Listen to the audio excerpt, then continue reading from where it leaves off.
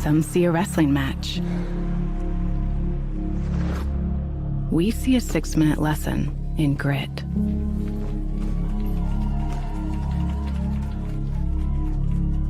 Some see a coach sending a runner home. We see a mentor guiding a student athlete into the future. Proud to keep education in front of athletics since 1903.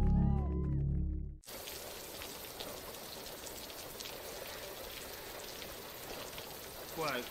This means we get to talk to Denise. Denise. Your Indiana Farm Bureau insurance agent helps guide you through the process, so you don't have to go it alone. Denise! Hey. Wow. We were just talking about you. That's so funny.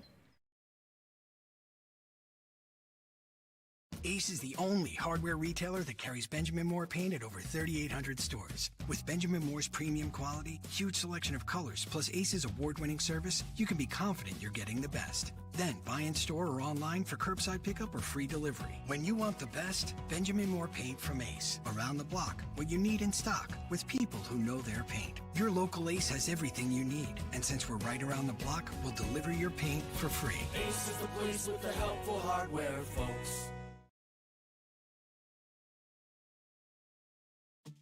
At First Bank of Berne, we believe strong local communities are good for everyone. It's why we invest in the lives and dreams of the people, businesses, and farmers in our hometowns. When you bank locally, our communities prosper because money is deposited, invested, and spent locally. At First Bank of Berne, improving the financial futures of those in our local communities is at the heart of everything we do.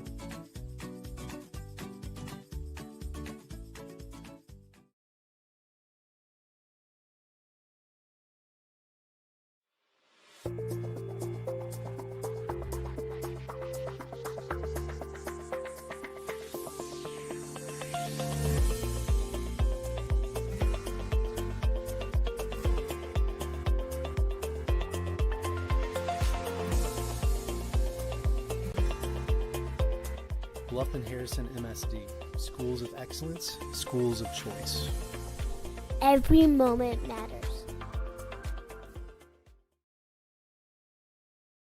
Understanding our values allows us to make decisions on the best use of money. There's 4 things that we can do with it. We can live, we can give, we can owe, and we can grow. What are we spending money on? What causes are we wanting to support? From an O perspective, debt, taxes. But then growing, what is that we're saving towards? We believe that if we can help our clients manage the O and grow, it will give them great freedom to live and give. Contact us for a free consultation and we'll help you get started.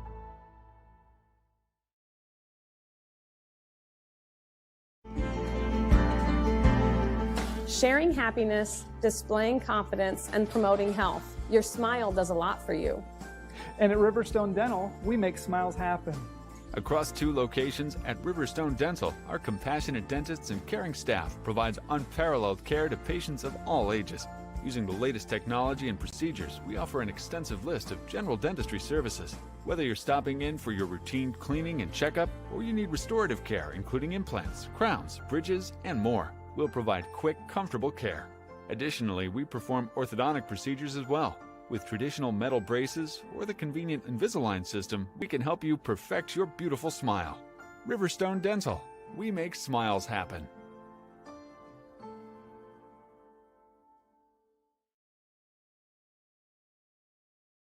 Do you have sports injuries, knee pain, shoulder pain, headaches, arthritis pain, or just want to maintain a healthy lifestyle? Reynolds Chiropractic is the answer. Dr. Jade utilizes gentle, low-force, instrument-assisted, and hands-on adjusting. Dr. Jade treats patients of all ages, from birth to the very mature. Dr. Jade will help your injuries heal faster and help you live a more active and pain-free life. They offer BioFree, Sombra, pillows, back braces, and orthomolecular supplements. Dr. Jade is currently accepting new patients, so make your appointment today and visit Reynolds Chiropractic, where patient comfort and care are our first priority.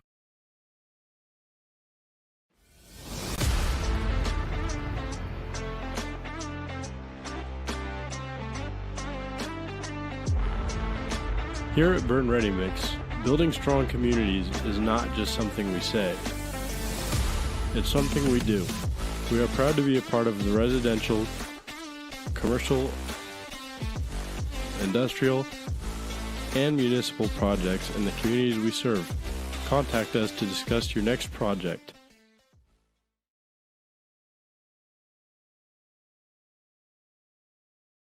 In the heart of our community, we're more than just a school.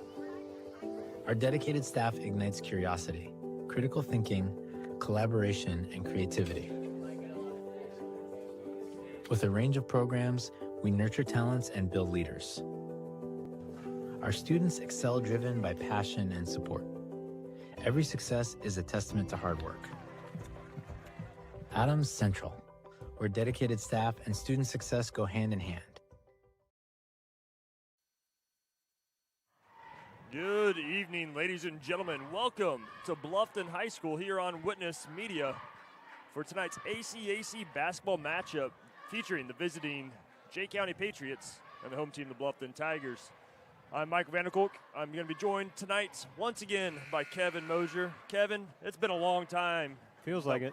That Woodland game, I believe. Yes. Was that last time you and I called a game together. Big win for the Tigers to remain 4-0 in the ACAC regular season, right before the ACAC tournament. They beat South Adams at South Adams to start that tournament, but fell at Heritage. Those Heritage Patriots ended up losing to these Jay County Patriots in the championship game. So this one has a lot at stake. Both of these teams coming in undefeated in conference play. What does that kind of add to this contest, Kevin? Well, ACAC, I mean, it's a big deal, and you seemingly always have pretty important games, you know, usually against Heritage and what used to be Garrett after the turn of the ACAC 10 years ago. But, you know, tonight, this is going to be a big opportunity for Bluffton to remain undefeated, and Jay County as well. From my understanding, have they yet played Heritage in the regular season? They have not. So both of these teams still need to play Heritage. So that is going to be, and this is probably the game that a lot of the ACAC has their eyes on. I don't think Heritage at Adams Central tonight is necessarily a gimme either. No, I mean, I think Braylon Raber is one of the best players in the entire conference. And that team, I think, is just getting better and better with their first-year coach. So it's one of those things, like, you just can never count out the Jets. Right. Yeah, and especially when you have a player averaging close to 20 points a game. I mean, we saw what happened the other night with Declan, who, you know, is very capable of popping off like that, and Braylon's the same way. 4-year letterman, I think, in basketball, and probably Footly F. So, you know, a lot of experience, and you don't ever count a senior like that out. So, yeah, that'll be a game to look at. And tonight, Bluffton's going to have to have it going on offense, outside and inside, to be able to run with the Patriots.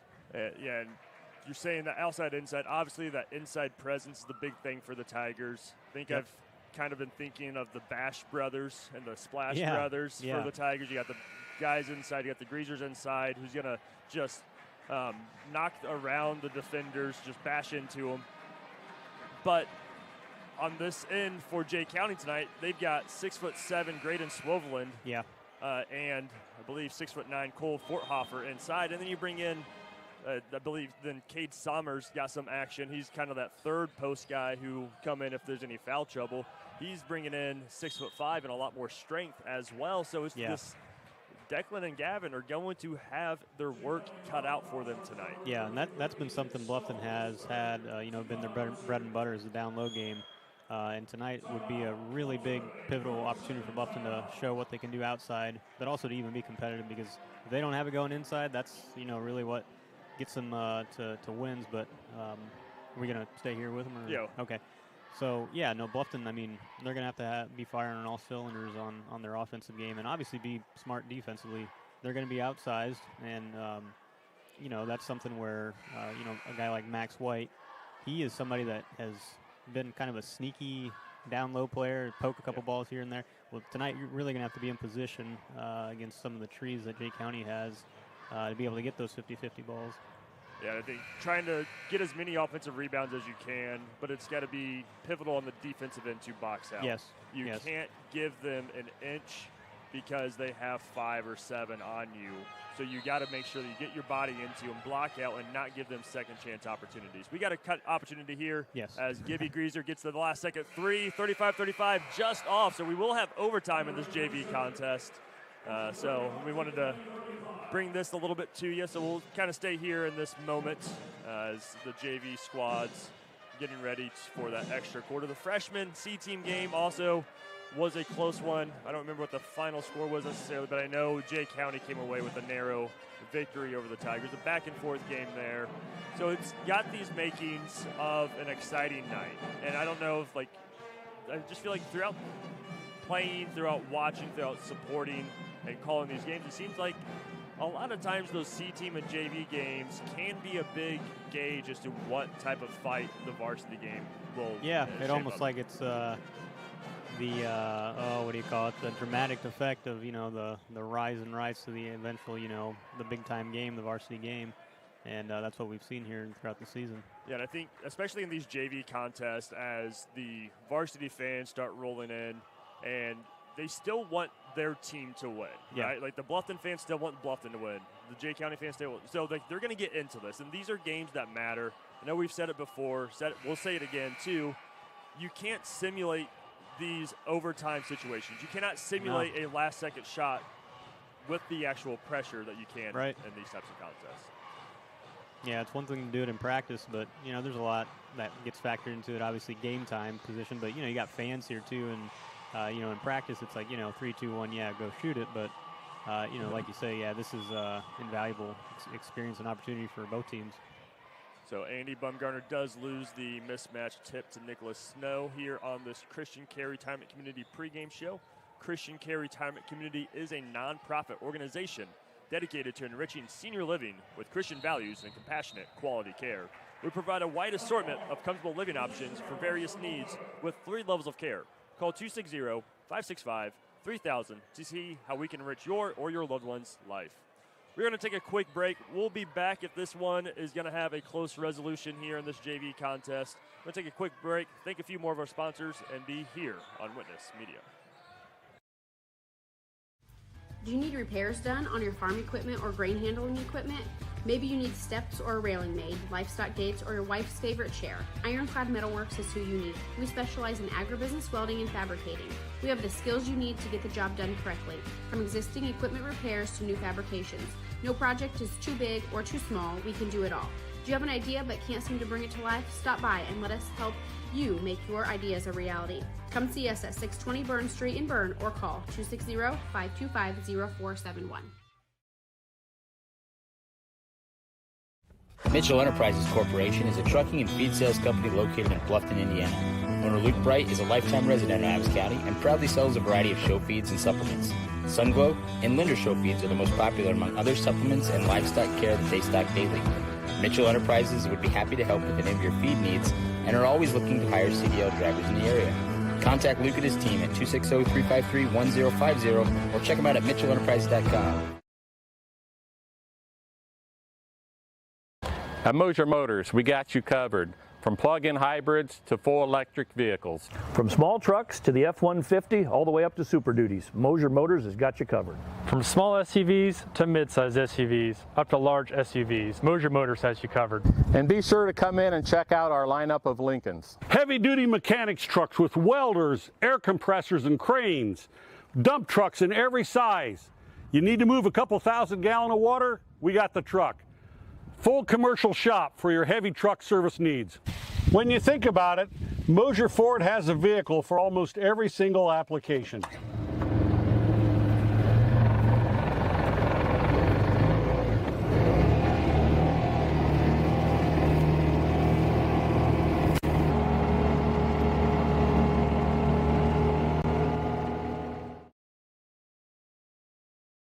Looking to elevate your construction project? Schwartz Contracting is here to deliver. With over 20 years in the industry, owner Dan Schwartz has been providing reliable home construction, barn buildings, pole barns, garages, barns, and barn dominiums throughout Adams County and beyond.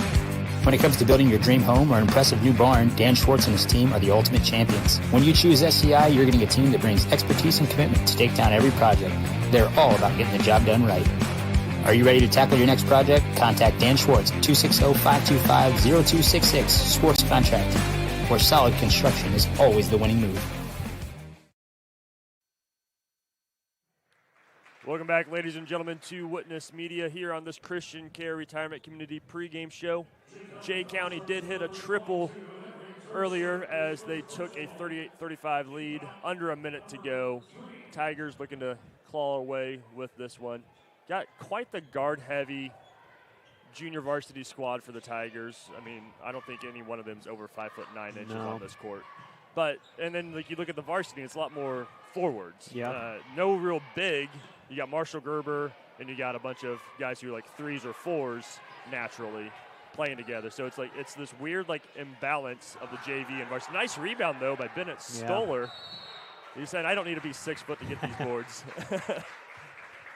But it's something where it's like, obviously, like the graduating class this year is going to be Marshall, Griffin, and Declan. So you got 2 of those big guys inside, but almost like seeing like this young core of guards. Maybe it's going to be a lot different style of play next season. Could be a little quicker, a little bit more maybe running gun or higher volume with threes. As this JV group here, I've seen a couple good shooters throughout the year.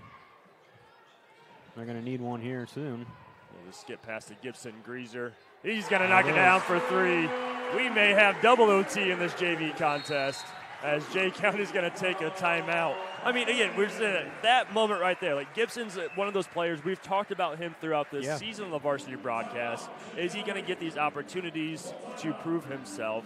I know at Adams Central he had one of those chances because of Griffin Morgan not being able to play. Right. I think Gavin Greaser may have been a little bit limited just with his ankle injury coming off of that.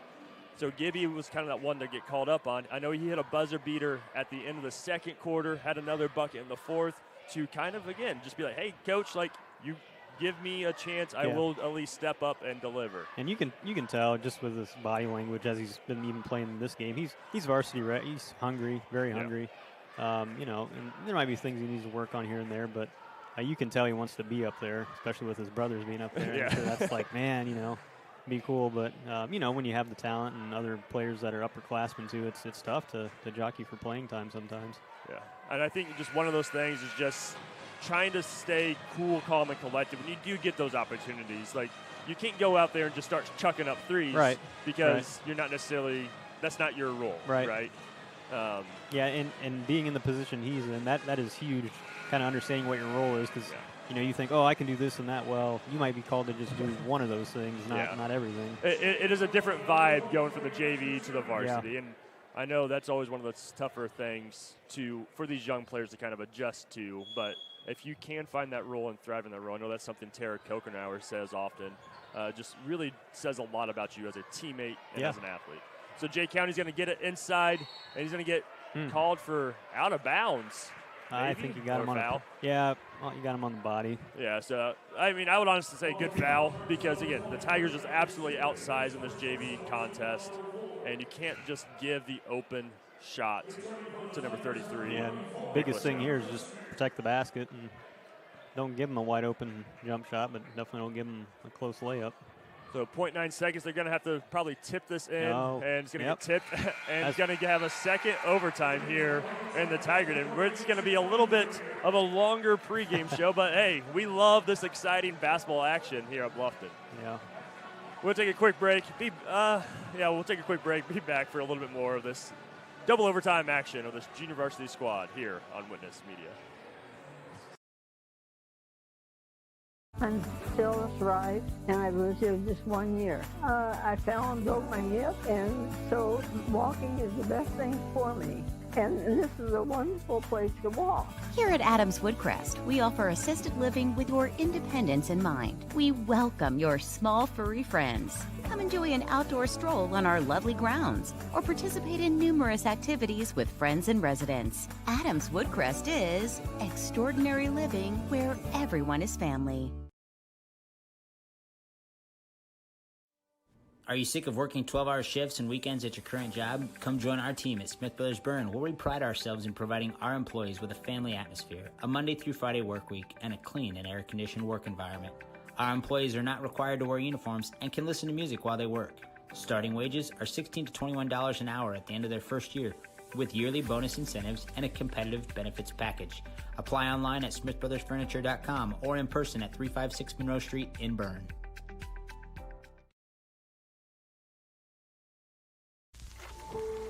One is is more than a number.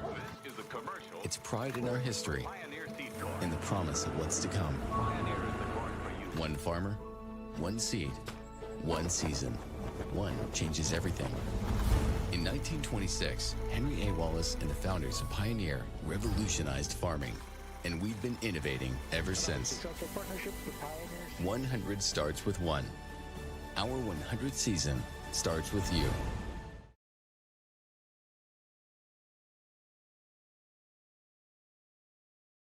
When I wear Betsy's clothes, I feel confident. I feel like everything is very flattering. It's stylish, but yet modest.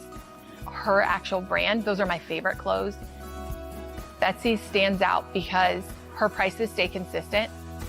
I like that she keeps her prices affordable, but I also like that it's trendy stuff too. So if you have an event coming up, you can always find something fun, something colorful, something different that not everybody else is gonna have.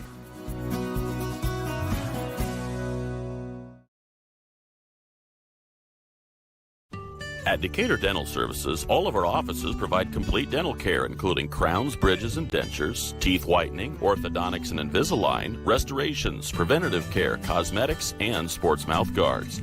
In Decatur, Botox and Juvederm are available as well. We have offices in Decatur, Geneva, Berne, Bluffton, and Warren to serve you. To learn more about our doctors, office hours, and insurance information, please visit DecaturDentalIN.com or like us on Facebook. New patients are always welcome, as are patient referrals, so contact us today.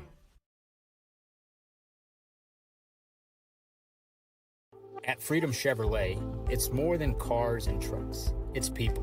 From the friendly faces who greet you to the service techs who treat your vehicle like their very own, and a sales team who listens and cares. It's neighbors serving neighbors. That's Freedom Chevrolet. Experience the difference today at Freedom Chevrolet in Bluffton.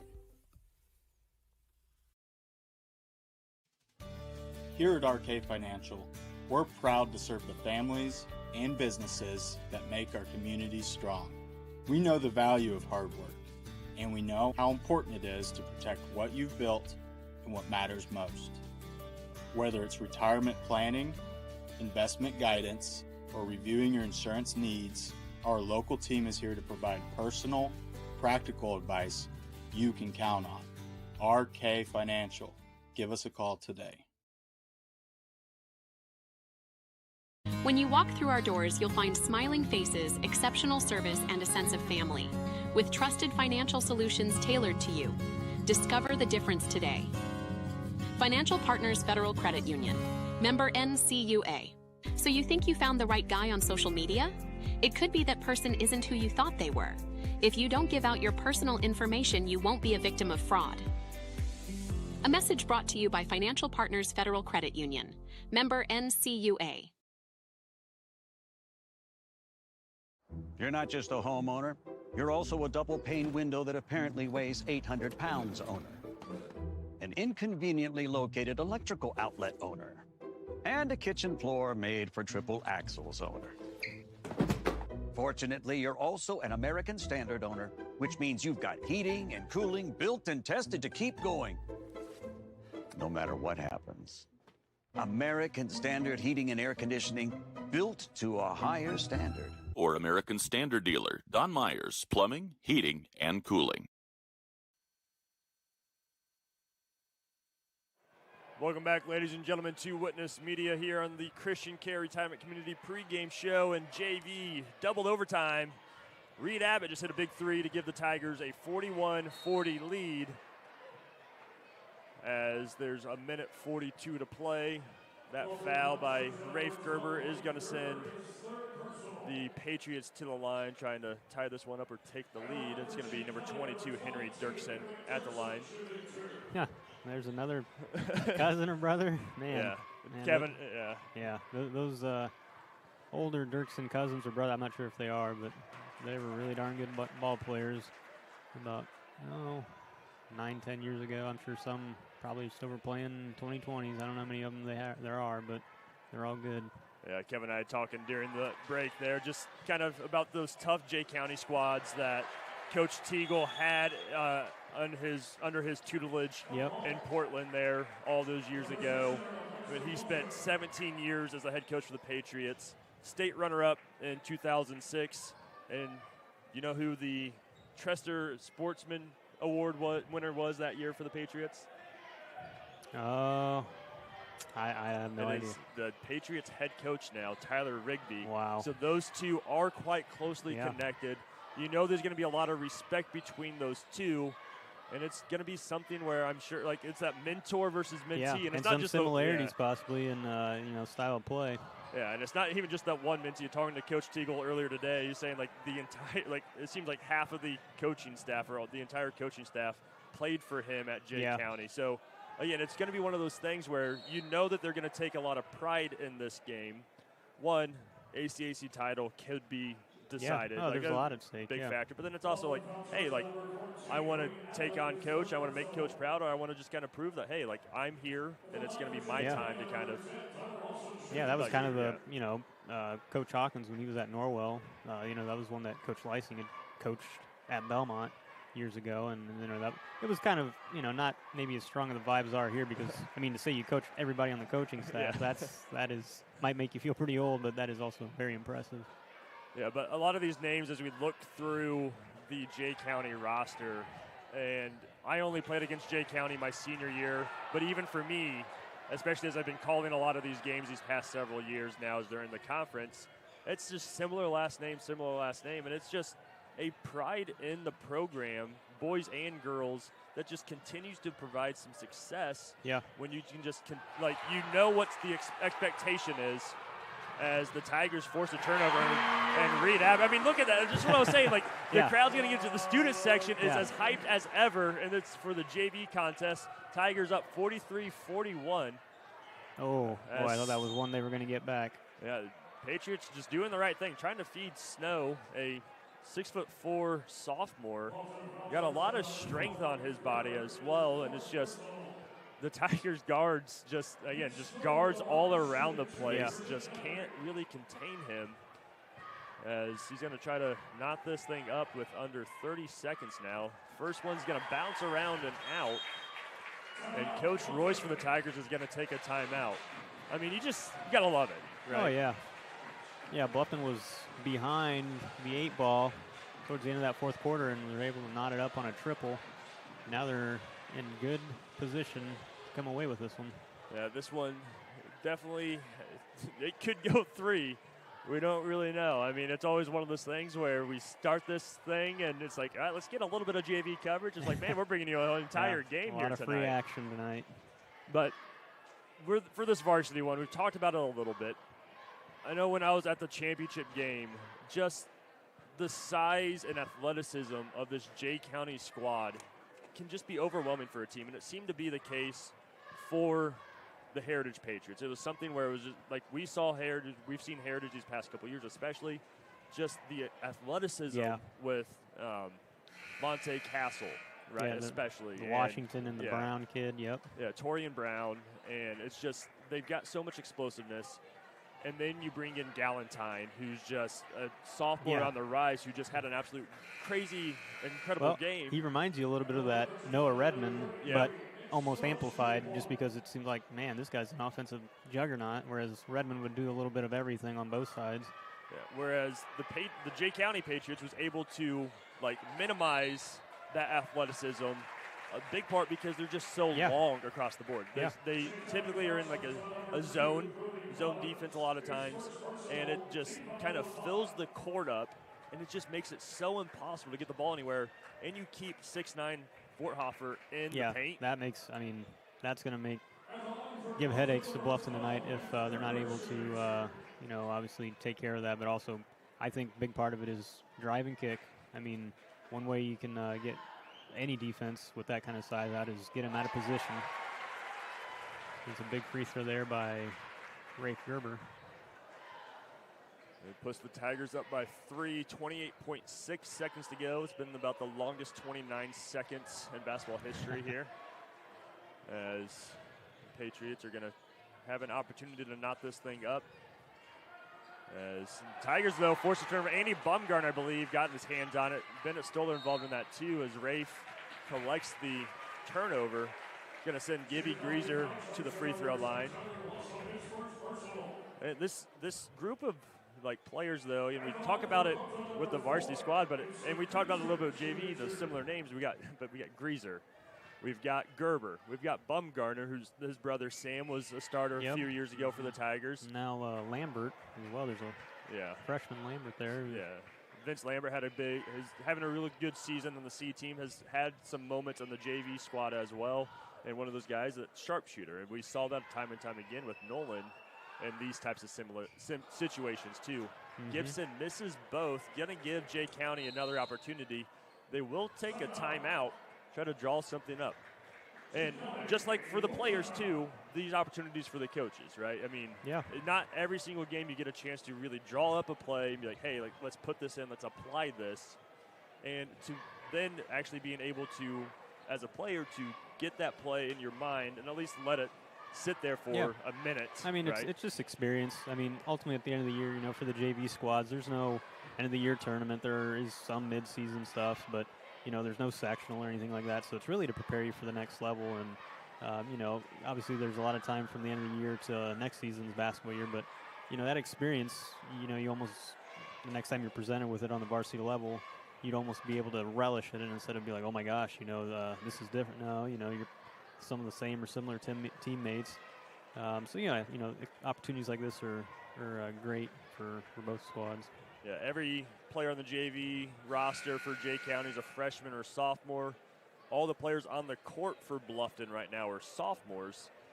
They've got a couple JV or juniors and freshmen on the roster as well, but right now it's a sophomore-heavy group and a group that's been playing together for so long. And they have that just kind of cohesion. And when you lose out on guys like your go-to guy that would have been Gavin Greaser, it just allows them to develop different skills and different mentality in how to play basketball. Yeah, it's just a part of building a program too. It's coaches got to be really happy to see young guys being a part of the JV squad, and looks like we're going to need a push. Yeah, so I do like the pressure that Bennett Stoller was giving to Tyler Wasson there, especially right at the half-court line, trying to force a little bit of that backcourt violation. He's got a little bit too aggressive with his body. He got that push there. But nice thing is Tigers are up by 3, so if Wasson converts both, they at least still have the lead, as Wasson does not get the first one to fall, about as close as possible. I don't think Jay County's hit a free throw in the last 2 overtimes. So Tigers bring in their 2 post players. They only got 2 on the JV roster. That was a good move. Freshman Wyatt Holmes and junior Cameron Klinsky. And Jay County's going to take another timeout. So, and I mean, even these moments, right? You've got to be ready, right? Yeah. If you're Wyatt and Cameron, you got to be ready on a short-term notice. You may not have played the entire game. You may not have played the entire fourth quarter and overtimes. But if you can go out there and be like, Coach, I should be playing more, this is a perfect opportunity for that. Absolutely. Your job is to box out and get the rebound. Yeah, with the timeout being called, you can almost guess or assume they're going to potentially, intentionally miss this free throw. So even more so for those seldom used players, I mean, you got to be ready. Put your body in the position to get the rebound, not so much just rely on your height.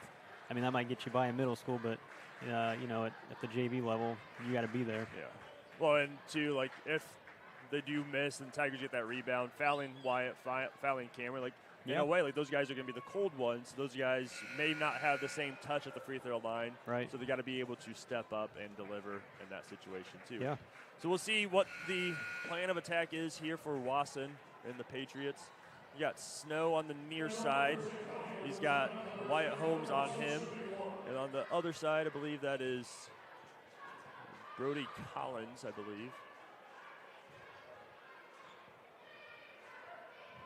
Here it is. Oh, and he's got to hit the rim, though. So, again, these opportunities, you can't, again, simulating it's one thing. You do that in practice. You're like, hey, you got to hit rims. Right. Okay, yeah, whatever. Right. And you'll try it again. As simple, as obvious as that may be for an older fella or, an adult, that's something you may want to remind, hey, you got to hit the rim. You got to know the rules. But at the same time, how infrequently is that really a situation where hey, we need to intentionally miss? Right. So officials discussing what to do in this situation. So they're going to allow the substitution. I think they're just saying if the substitutions, if that was a dead ball that allowed Yeah. the substitutions. So Tigers do got to get this inbound though. Bumgarner is going to have to be stationary. They do get it into Abbott. Abbott is going to get fouled immediately. He'll get sent to the line to shoot a pair of free throws. So a great game here. As long as Reed hits one of these, should be ice in it. I would be surprised if Jay County has any more timeouts. But this is going to be one of those games. And I know it's a JV game, but this is a big game for these players out here on the court. This is going to be a game that they're going to remember and lessons learned that they can apply in the future as a player, or even just in life too. It's just like, okay, how do we respond to these types of situations? Yeah, and it's an accomplishment too, assuming Bluffton comes away with the win tonight, because Jay County's a 4A school. I mean, it's a good-sized school. So Tigers up by 4. Don't really need to play any sort of defense here. If it goes in, no harm done, because nothing is going to, the clock's just going to run and die anyway. So 0.3 seconds on the out-of-bounds call there. Tigers will take this one 45-41 in the junior varsity contest. Bonus coverage here on Witness Media, here on this Christian Care Retirement Community pregame show. We're going to take a quick break, catch our breaths, get some tabs on what this varsity matchup has in store for us. It's a lot on the line as the Tigers are 4-0 in the ACAC, Patriots 3-0. Who's going to take that big step towards the ACAC regular season championship? Stay tuned here on Witness Media. Apartment living at its best with an exceptional location and affordable living. Located on 000 Road in Berne, Eastview Apartments are currently offering spacious 2-bedroom apartment homes with full-size washer, dryer, range, refrigerator, dishwasher, disposal, free maintenance, private entrances, balcony or patio, and much more. Please call 260-589-8602 for further information. We know you will be proud to call Eastview Apartments your home. For nearly 70 years, Baumgartner attorneys have provided dependable legal services to you, your parents, and your grandparents. With both Dave and Nick Baumgartner providing legal services, you can be assured that we'll be here for generations to come. Whether your legal needs include estate planning, estate settlements, real estate, corporations, LLCs, or personal injury, we're here to serve you. So come and visit us in Berne or call 589-3139. Baumgartner Attorneys, legal services for you and your family. Are you in the market for a used vehicle, or are you looking for a rental van or trailer? CMA Truck and Auto provides a variety of vehicles in a variety of price ranges, and Swiss City Vans offers rental services for a range of equipment. We invite you to visit us in person at the south edge of Berne on US 27, or to visit us online at cmatruckandauto.com, where you can sort our inventory by price range. You can also visit our Facebook page, where we keep in touch with our customers and promote giveaways. Enjoy the vehicle buying process without hidden fees or high-pressure sales at CMA.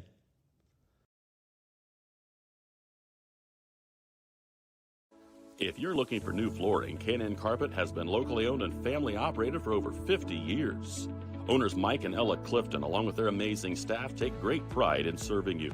Check out our showroom for a variety of manufacturers and distributors consisting of carpet, hardwood, ceramic, laminate, vinyl, LVT, and area rugs. K&N Carpet is the only Mohawk floorscapes dealer in the Fort Wayne area. So give us a call at 260-639-3591 and come see the experts in flooring at 12108 US 27 South, or check us out on Facebook. At Southern Wells, we are dedicated to offering unique educational experiences. Our exceptional career and technical education and college core programs provide hands-on learning that prepares students for various careers in higher education and also instill a deep respect for hard work and innovation. Collaboration between students and staff is at the heart of everything we do. Our family values guide us as we prepare our students to succeed beyond the classroom. Welcome to Southern Wells, where people are empowered to become their personal best. We plan for everything, always looking ahead to successfully navigate the ups and downs that life brings our way. So why is planning your funeral pushed to the back of the list? The answer to that question is different for everyone, but the staff at Haggard, Hershey, and Zelt want you to know that this process is easy, stress-free, and is a wonderful gift that you can give your family. Pre-plan today. Give us a call at 260-724-7167 to set up an appointment. Passion. It's inside the barn at 5 a.m. It's dirty boots, calloused hands, and the energy to keep going. Passion is every step, again and again. Passion. It's giving it the best you've got. It's hard work that pays off. Show right. Feed your passion.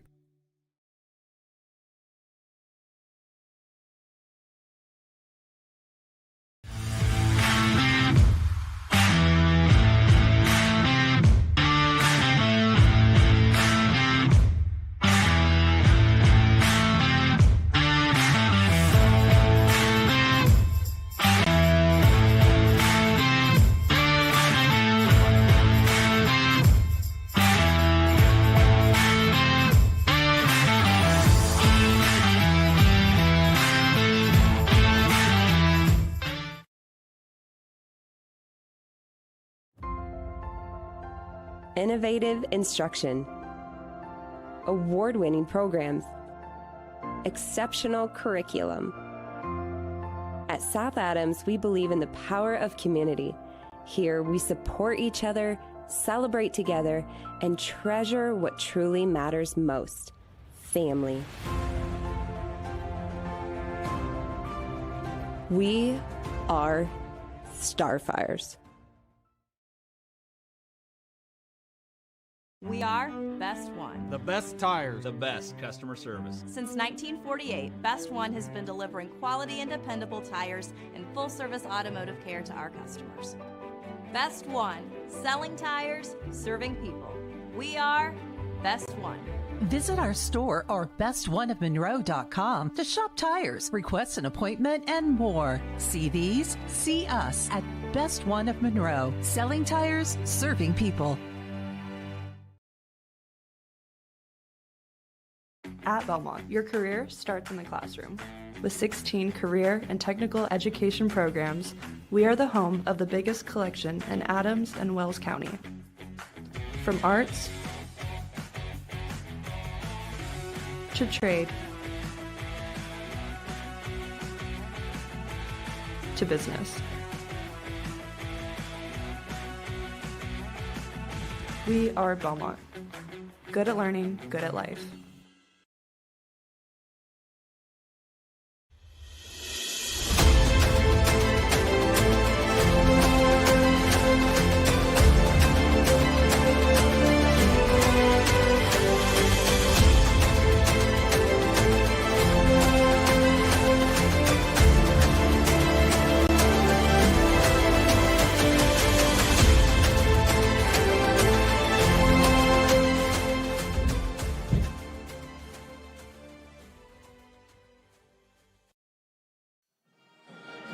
Welcome back, ladies and gentlemen, to the Tiger Den.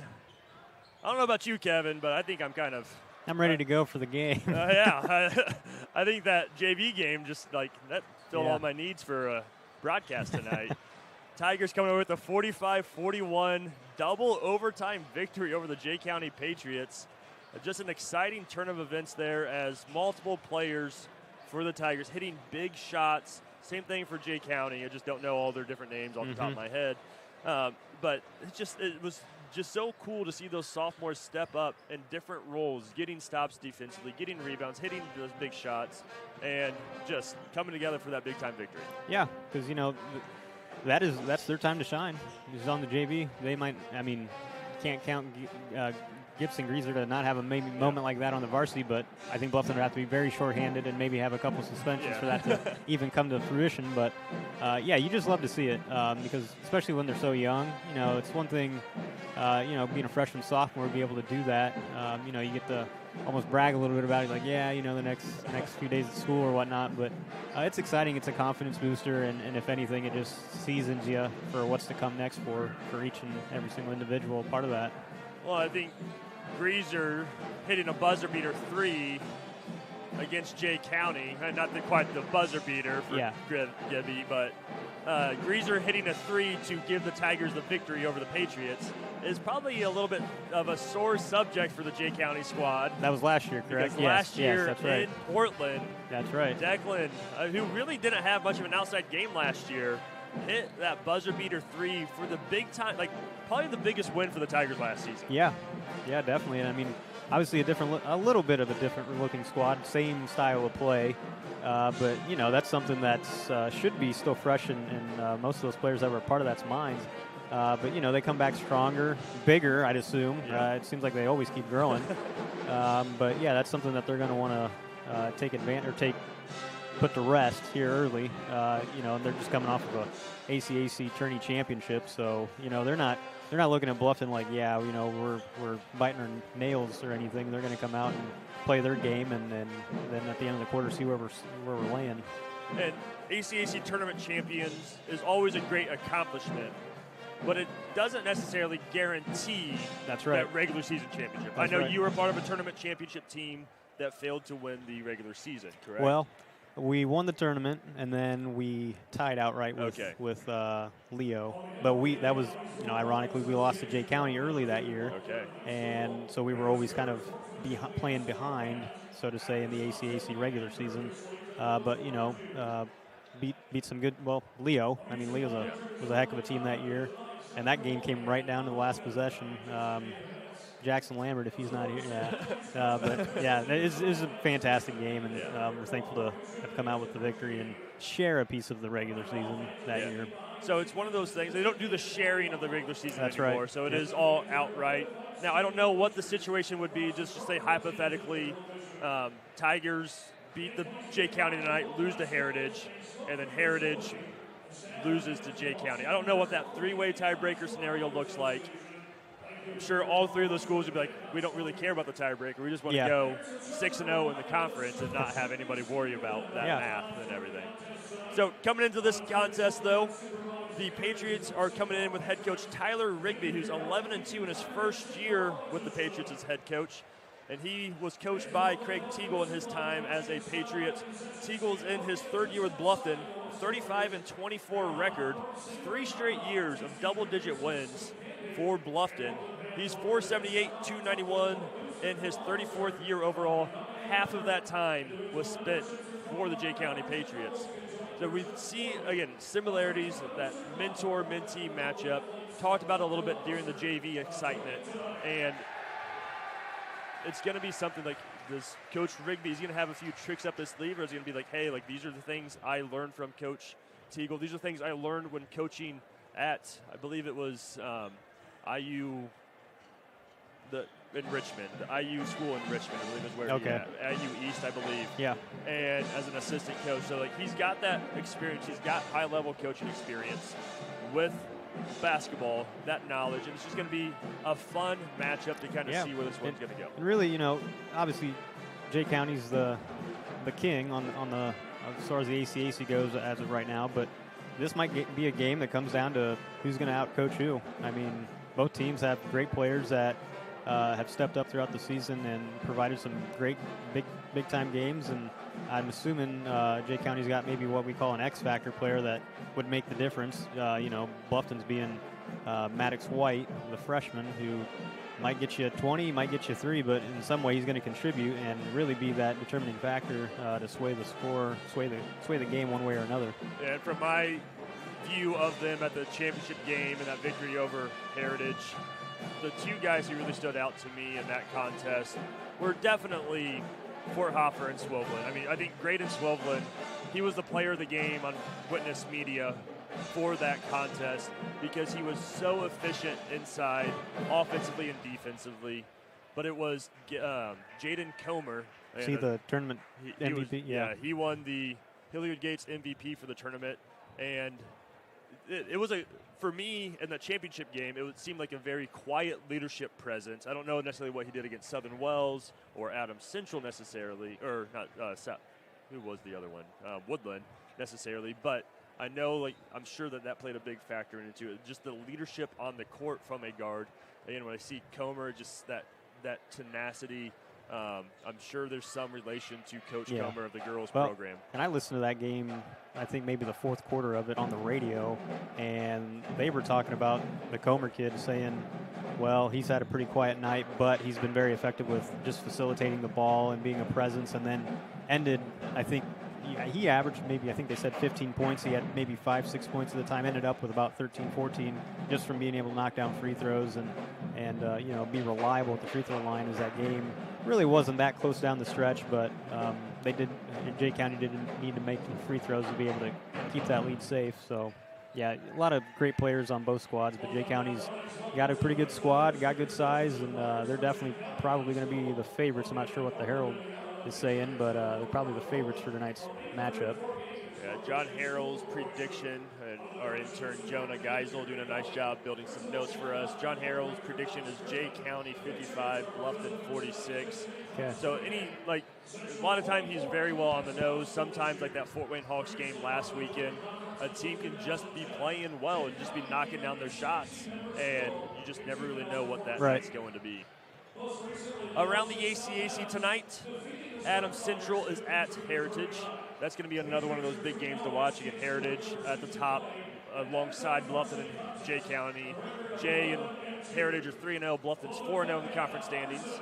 But I do feel like AC is probably that one team that can be that, that spoiler for Heritage tonight.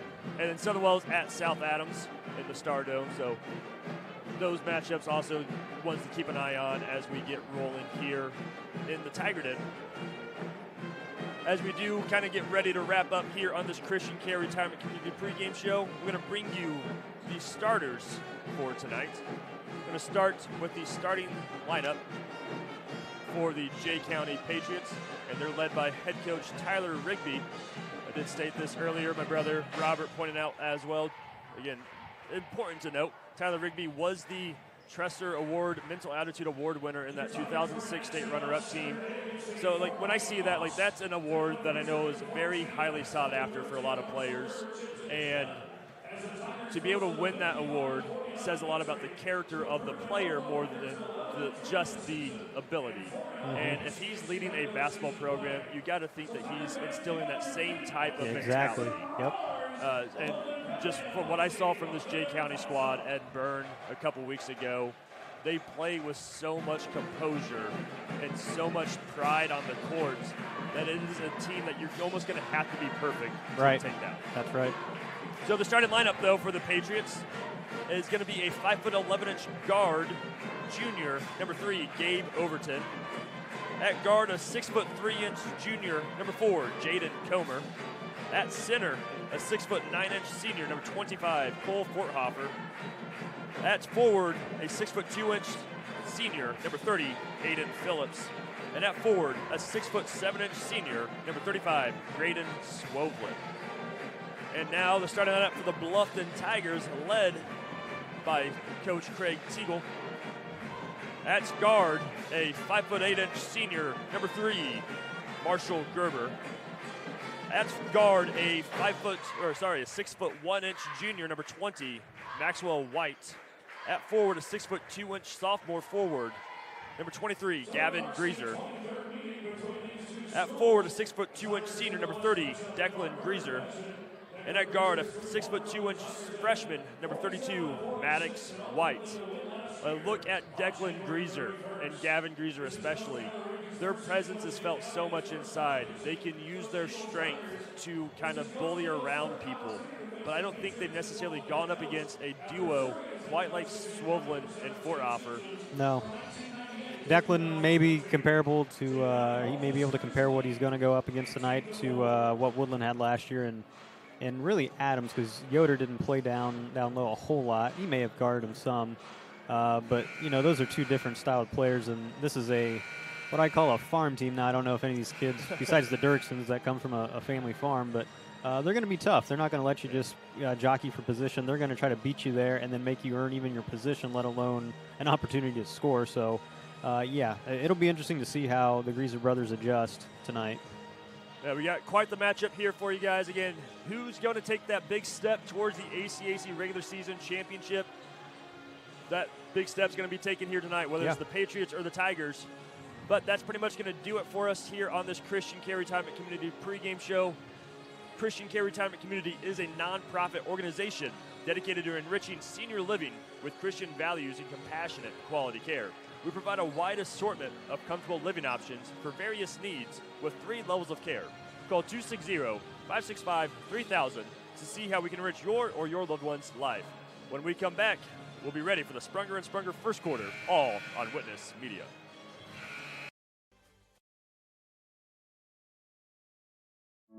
In a world worried about the next post, next purchase, next minute, what if we focus on the important over the fleeting? Invest in what lasts.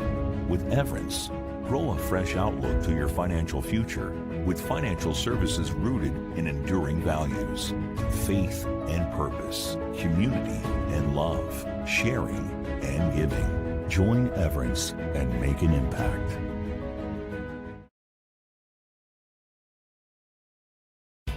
M&M Market on the north side of Geneva has established a sterling reputation for the food they provide. Over 150 flavors of bratwurst, a wide selection of marinated chicken and pork chops, meat and cheese trays, and a 40-foot meat and deli case full of fresh-cut meats cut daily. Come and schedule a special event meal for any budget on your next visit. Be sure to check our Facebook page for store hours and in-store specials.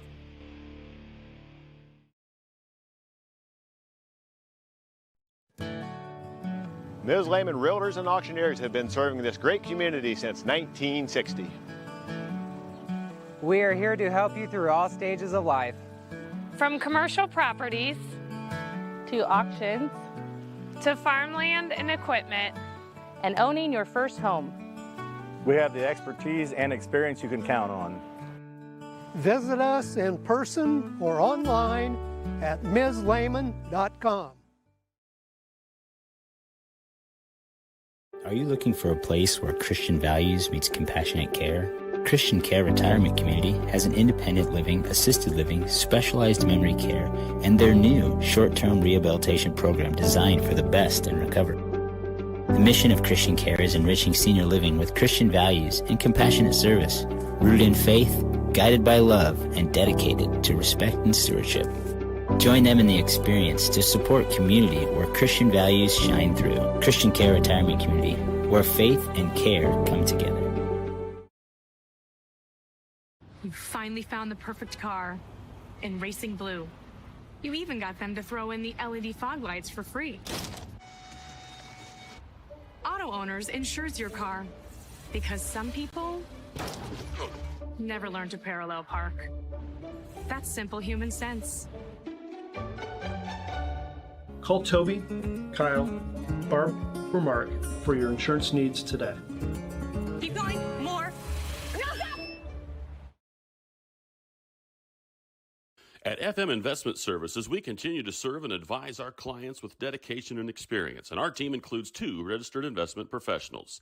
Lee Flickinger, with over 30 years of experience helping clients navigate their financial journeys, and Lori Garwood, bringing more than 25 years of investment expertise to the table. Together, Lee and Lori are committed to helping you achieve your financial goals, and supporting them is Tina Marbaugh, administrative assistant, who has 4.5 years of experience in the investment field. Call us today, 260-368-9939 to schedule your consultation. FM Investment Services, experience you can trust, advice you can count on. Since opening Miller Land Surveying in 2005, we've grown to not only service Adams County, but the entire Northeast Indiana region. Business growth has led us to expand with additional field crews, advanced technology, locations in both Monroe and Fort Wayne. Miller Land Surveying partners with various clients to aid in residential and commercial real estate transactions, development of schools, industrial parks, subdivisions, various commercial development projects, and more. At Miller Land Surveying, precision and professionalism is where we draw the line. Rooted in the community and backed by extensive experience, Adams Health is here to diagnose the most complex conditions with care and compassion. We offer specialty care in women's health, orthopedics, sports medicine, urology, gastroenterology, pulmonology, neurology, and more. With multiple locations in Adams County, you'll get the care you need close to home. We see new patients quickly because your health shouldn't have to wait. Visit adamshospital.org to schedule today. Your health is our priority. From dreamer to doer, bridging the gap between where we are and where we want to be, turning passion into profession, finding your true calling in a career, and bringing your dreams to life, it takes two things, the right path and the right people to walk alongside you. At Indiana Wesleyan University, we help dreamers become doers with accessible, flexible learning pathways and world-class people making world-changing connections. The road ahead, it's closer than you think. Discover the way at IWU. On a winning team, players get the job done right the first time. At Helena Chemical Company, getting the job done right is the only job we have. During the growing season, we show customers how to grow stronger, more profitable crops with the Helena Acre, a production system that achieves higher yields and greater returns. A key product on the Helena Acre team is Hydrahume, an organic acid that gives crops a better chance to take up more nutrients and moisture for stronger returns at harvest. To learn more, go to helenaconnects.com. Welcome back, ladies and gentlemen, to the Tiger Den as the Bluffton Tigers are ready to tip off against the Jay County Patriots. We'll bring up the Freedom Automotive Group scoreboard. Experience the ultimate freedom at Freedom Automotive Group of Bluffton.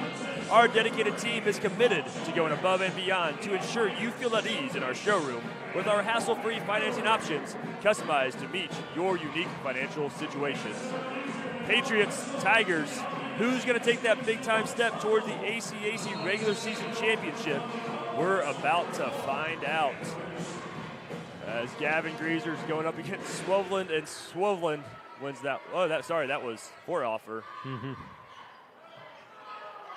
As Patriots with the first possession, Tigers going that trusty man-to-man defense.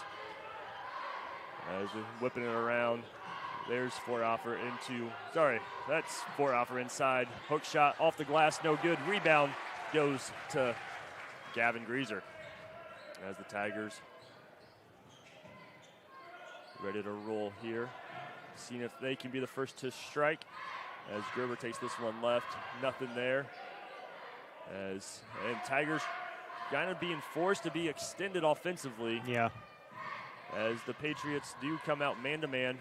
Try to look inside, but tough defense there by number 25, Cole Foroffer.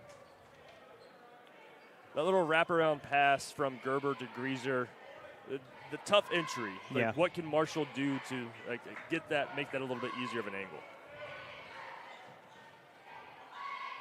As Patriots now with it.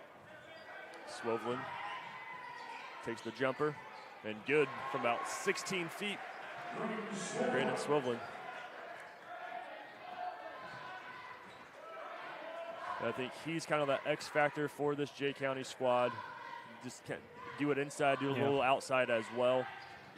Nice for him to get that momentum established early.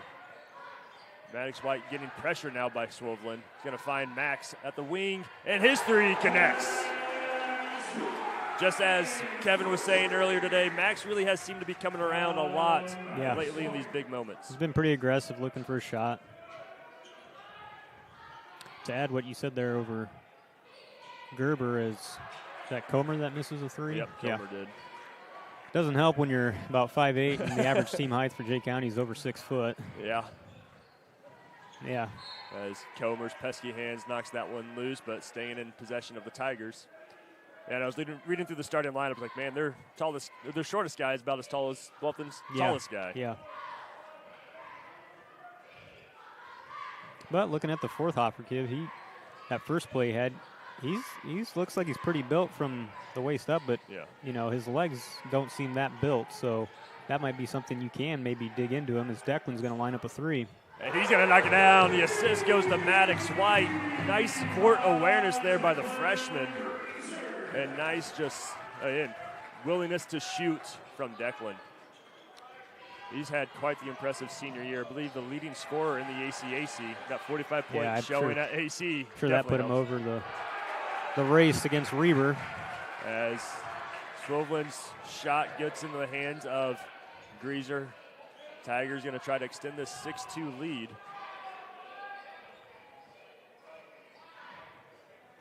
Establish, put that pedal to the metal early on, put the Patriots behind the 8-ball. As Max White drives it in, he's going to kick it out to Gerber. Good closeout there by Comer, as that hands by Comer is going to keep this one for the Tigers, but out of bounds, set some things up. Sorry, that's Gabe Overton, pardon me. Overton, number 3, with that defense against Gerber. Boy, Marshall could throw it right over Gabe Overton's back. Probably out of position to do that. I think Gerber also knows that if he gets anywhere near the basket, though, he's asking. Swarmed, yeah.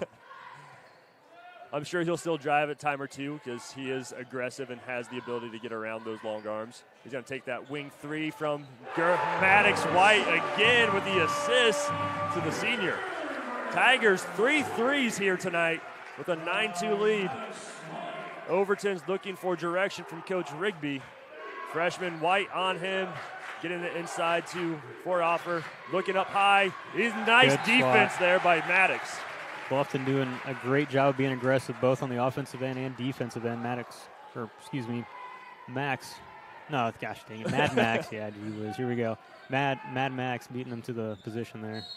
And Max there just being a little bit behind on that block attempt from behind, as it's going to sit number 30, Aiden Phillips in the line. Tigers lead 9-2 here in the Sprunger and Sprunger first quarter.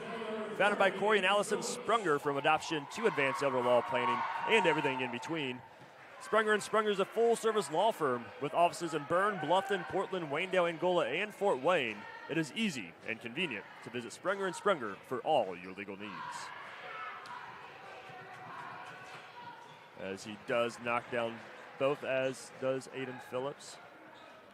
As Patriots come out with, I don't know, quite 2-2-1 or just a little bit, I think just a little soft 2-2-1 press there. Make it uncomfortable for the Tigers to get across the half-court line. Tigers trying to get it inside. Max White's going to draw the foul against Comer. Comer thinking he's getting a little bit of pressure on the ball, but going to get caught reaching.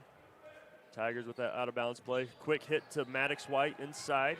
He's not going to take it, but Max is going to take the wing 3, and he's going to knock it down again. Max White, Tigers, 4 threes. Be interesting to see how Jay County plays this if Bluffton makes him call the first time out here. And Coach Rigby's going to let this one play out. And like you say, this is part of the experience, too. Jay County coming off the championship win. This is part of the adversity. As getting it into Foroffer. He's going to kick it up to, that was Phillips on the jumper. Can't get it to fall. Tiger student section doing a nice job bringing the energy here tonight. As Max White's going to try for his third. Can't quite get that one to fall in, as the Patriots now in transition. Comer's looking in, driving it, going to draw the foul. I'm going to say that foul was against Marshall Gerber. Could be his first personal foul.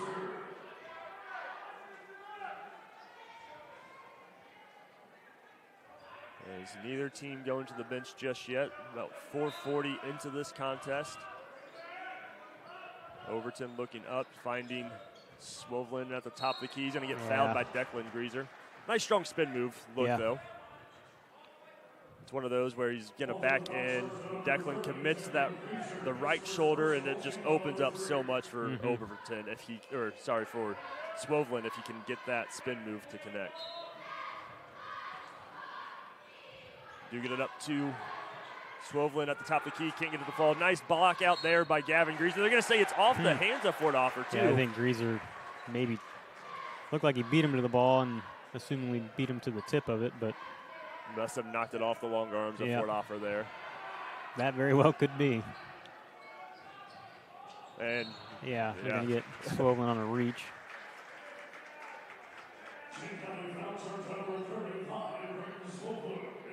And lots of ball game to play, but Tigers can't complain how this one has started for sure. Jay County coming into this one 11-2. They haven't lost since December 6th. That was at Fort Recovery, Ohio, 49-40.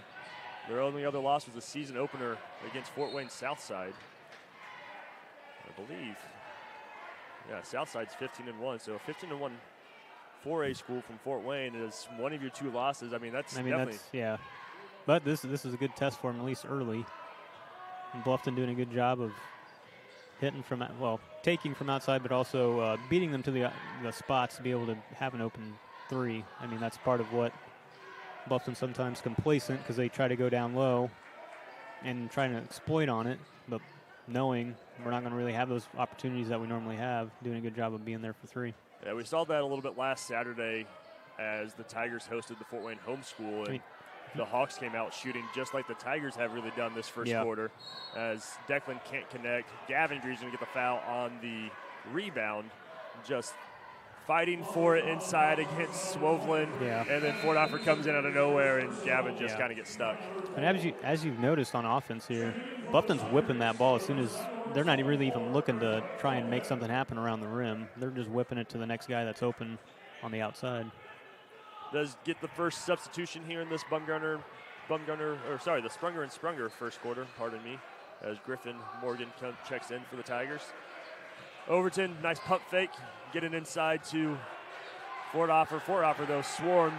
Always uncomfortable with Griffin Morgan down here. Overton's three, no good. Griffin Morgan making Max White uncomfortable on that rebound as he secures that one for the Tigers. A little mid-air collision there.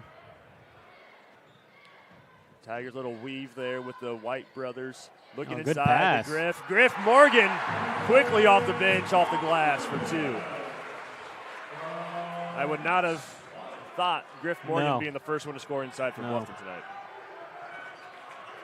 As Swoveland trying to put an end to this big run by the Tigers. As Overton can't get it up to go, but he gets his own board. Goes up again, can't get it to the fall. Way to be there, Marshall. Fort Hoffer not necessarily expecting Gerber there. Nice defense by Overton deflecting it, but Griffin Morgan doing a nice job for the Tigers. High intensity here tonight. Yeah, they're bringing it.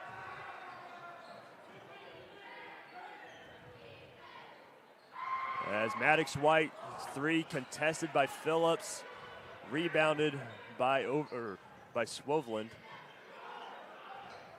Comer's going to take this pull-up three. He's going to knock it down. A little step-back action for Jaden Comer.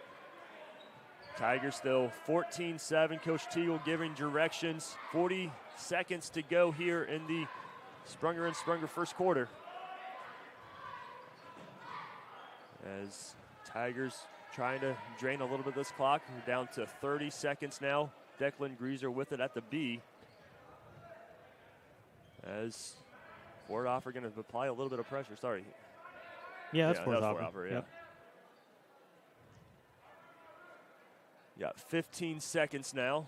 Tigers with it. Declan Greaser to Gerber. We got 11, 10, 9. As Griffin Morgan with that screen. 5 seconds. White with it. White's going to do a spin move, float that one up at the rim. No good. Rebound's not going to go anywhere. But at the end of the Sprunger and Sprunger first quarter, the Bluffton Tigers 14, Jay County Patriots 7 on that Freedom Automotive Group scoreboard. We'll be back here on Witness Media.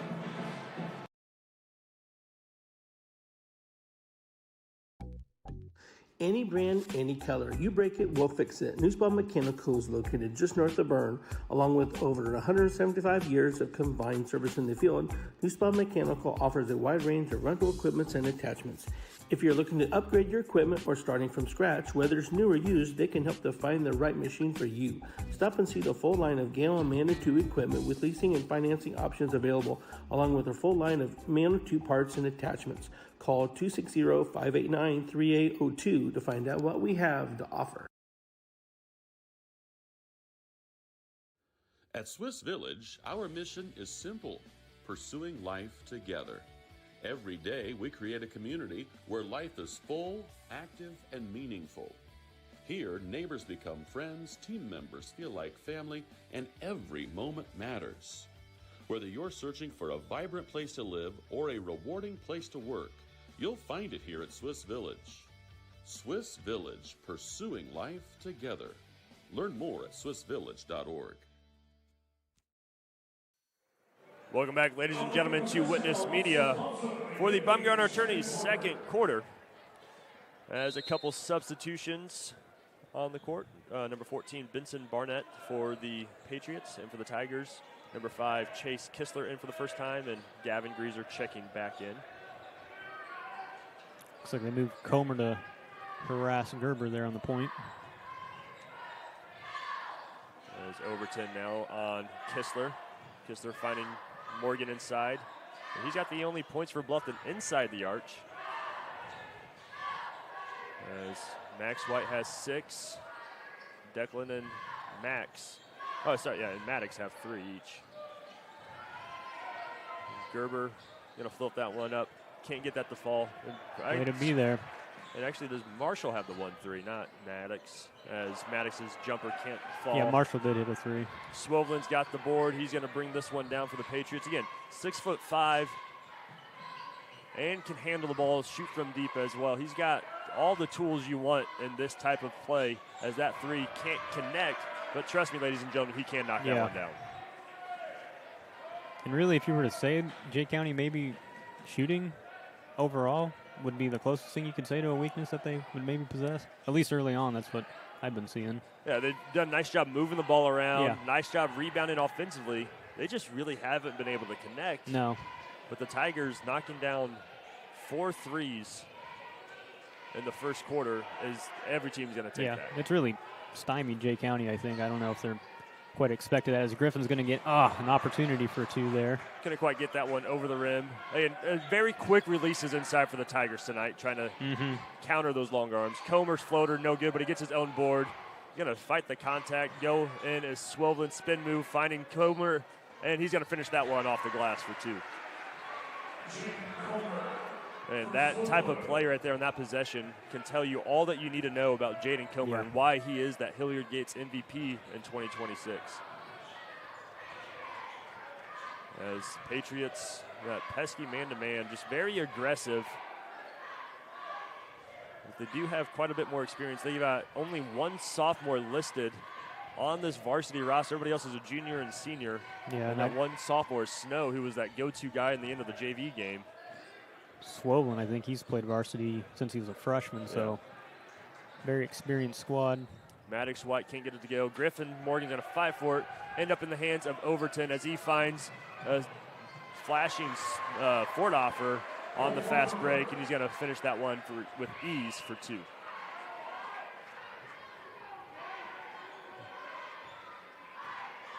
As the Tigers now just a 3-point lead. 14-11, 5:05 to go here in this Bumgarner Attorneys second quarter.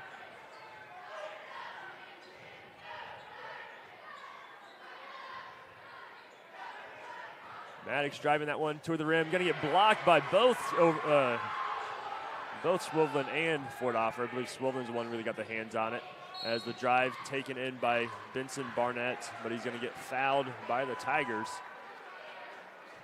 He's putting it into that fast break, but I believe that foul is on Gavin Greaser, which is his second personal foul. So he's going to take, he's going to stay on the court. Coach Teagle's going to keep him on the court here. Bringing back Declan Greaser and Max White. Coming in for the Patriots for the first time, number 40, Cade Summers. As that look into Phillips is quick hit and good. Tigers 14, Patriots 13, 4:40 to go here on the Freedom Automotive Group scoreboard. Gerber's bringing this one across, but Barnett on him. Finding Gavin at the rim. Swatted, though, by Summers.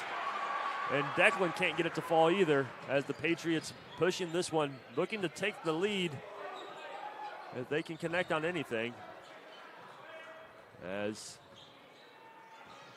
Phillips to Overton. Overton gets Kistler to bite on the ball fake, and going to get the foul charged against the freshman.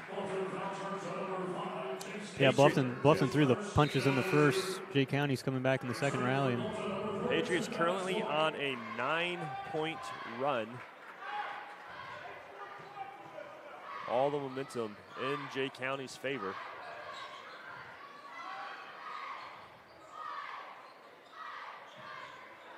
As the three by Overton is good as Jay County reclaims the lead over the Tigers, 16-14.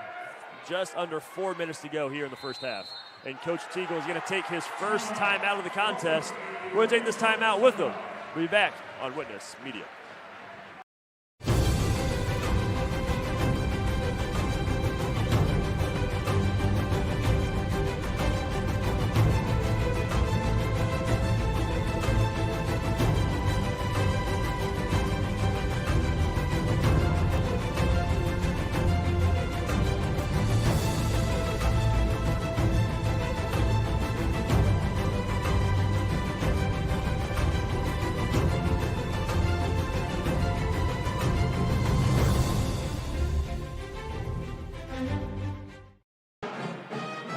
Welcome back, ladies and gentlemen, to Witness Media. Coach Teagle taking a 30-second timeout, trying to put a cap on that momentum by the Patriots. As Jay County now leads 16-14. They're on a 12-0 run. 5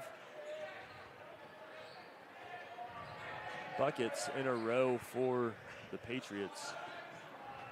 As Tigers coming out, 3:40 to go here in the second. Swoblin right there on the catch for Max. Tigers back to the starting lineup. Nice defense there by the Patriots. That's a great play. Yeah, Overton doing a great job of knocking that ball out and diving to preserve the possession as well. Max White now with 2 personal fouls. That brings Chase Kistler back in and Griffin Morgan as well.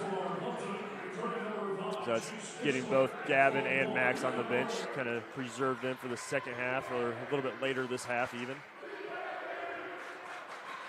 Overton looking for his man. He's finding Phillips at the elbow. Overton now looking inside to Swoblin. A little bit of a mismatch. Chase Kistler did play post in middle school, but that is a 6'1" freshman going up against, or listed at 5'10" freshman going up against a 6'5" or 6'7" senior. It's never going to be an easy matchup. As the hands be smart here. Deflected to Maddox. He's going to pull this one back, set things back up.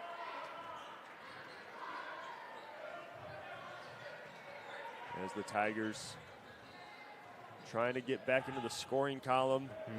Can't quite get that one to go as a turnover committed by Kistler, leading to another possession for Jay County. Swoblin taking advantage of the undersized Tigers. They did an and one basket and the foul.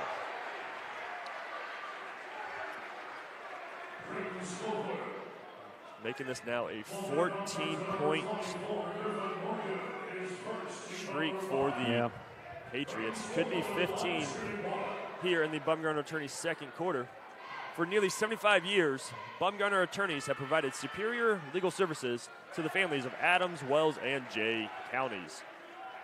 It is now a 15-point run for the Patriots. 2:49 to go here in the Bumgarner Attorneys' second quarter. Tigers led pretty much the entire first quarter, but the Patriots, all Patriots here in the second. As Overton's going to get called for the aggressive reach-in foul, trying to just dig in and make Declan uncomfortable. And you get that annoyance, that pressure on the back end, but those pesky guards can just make it so much worse. I'm sure if you're Coach Rigby, you don't really mind that foul because you love to see the aggression. I mean, that's the nice thing about Summers. Like he's one of those players who I've seen just accepts his role. He's going to go out there. He's going to give Coach Rigby hard-fought minutes as Swoblin's three is no good. And when he can get steals like that, I mean, that's just going to put him that in one was kind of given to him, but yes, yes. Gerber finding Kistler. He's trying to get to the top of the key. But again, just extreme pressure by Graydon Swoblin. Maddox White. This is where you got to really look for the skip pass if you're Max. And, Benson Barnett getting called for the foul there. I think the one thing that he could have done differently there, Maddox had no he idea had him. Barnett was there. He just swiped down hard, and it looked like a foul. I think one of those things that maybe swipe low to high and just try to tip that away. Like, just made it look a little less aggressive. As Gavin Greaser checks back in for the Tigers for Morgan. As Gerber trying to get this offense back in the scoring column. Kistler driving into the rim, can't get it to go. Gavin Greaser with the rebound, can't get his to fall either. As Graydon Swovlin. That is all presence of Jay County big men down there. And we knew that was going to be a big factor defensively, and Coach Rigby and the Patriot Pride definitely feeling a lot more comfortable here in the second quarter. Swovlin takes the drive in himself, and he finishes off the glass through Greaser. Man, that's just what makes him so dangerous. Yeah. Each time that he's gotten the ball, he's gotten about wherever he's wanted to go. Not necessarily scored every time, but definitely has been in the driver's seat. As Declan Greaser puts up a hook shot, and he does connect, put it in to that big-time run by the Patriots. A 17-point run comes to an end. Coach Rigby does take a timeout. We'll take this timeout with them. Be back here on Witness Media. Freedom Chrysler Dodge Jeep in Bluffton is where power meets adventure. From Ram trucks built to work to Chryslers built for your family and Jeeps built to explore, we've got it all. Freedom Chrysler Dodge Jeep. Your road starts here. We have 1 minute to go here in the Bumgarner Attorney second quarter. It's been pretty much all Jay County Patriots here in the second quarter. 17-0 run ended by a Declan Greaser hook shot just moments ago. Has the Patriots up 21-16. Tigers looking to see if they can get a big stop here, get a little bit of that momentum back headed into the halftime break. Yeah, if you're Bluffton getting a stop here and maybe a bucket to end the half, that'd be way better than where you were. If not going the entire second quarter without scoring, that would have been something fierce to face. Patriots will go to the line if they are fouled. Overton's looking like he's not going to give the Tigers an opportunity at getting a bucket. Got the double screens on both sides. Could be a setup for some sort of like that gate, like the opening, the elevator type play there. The America's play, as I believe some have called it. There goes Swovlin. Wouldn't be shocked if he gets the ball here on the final possession of the half. And good disciplined pressure by Maddox White. Not making it easy for Overton, but not overextending himself either. Finding it into Summers. Sommers gets it back to Overton. Nice little ball fake there, taking it to the rim. Can't get it to go, but that rebound goes to Sommers, who puts that one up off the top of the backboard. Kistler gets the rebound. Can't get a shot off, though. And at the end of the Bumgarner Attorney second quarter, the Jay County Patriots 21, Bluffton Tigers 16. We'll take a quick break. Be back here on Witness Media for the Berne Ready Mix halftime show.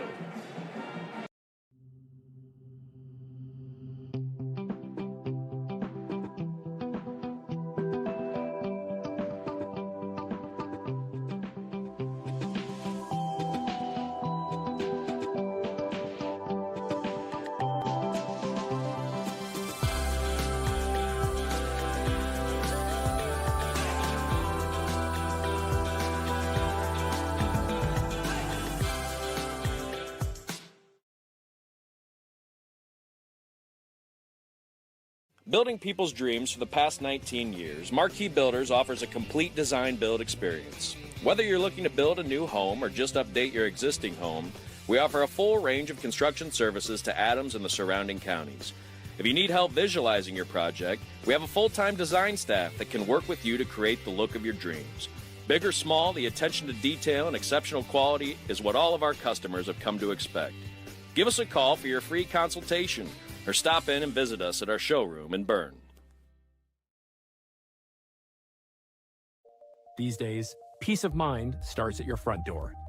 Innovative Concepts has been helping protect families for over 30 years with our trusted security experience. From smart cameras to burglary alarm systems with local 24/7 monitoring, we install it all. With a low monthly monitoring fee, protecting what matters most has never been easier. Call Innovative Concepts Audio Video today to schedule your free in-home consultation.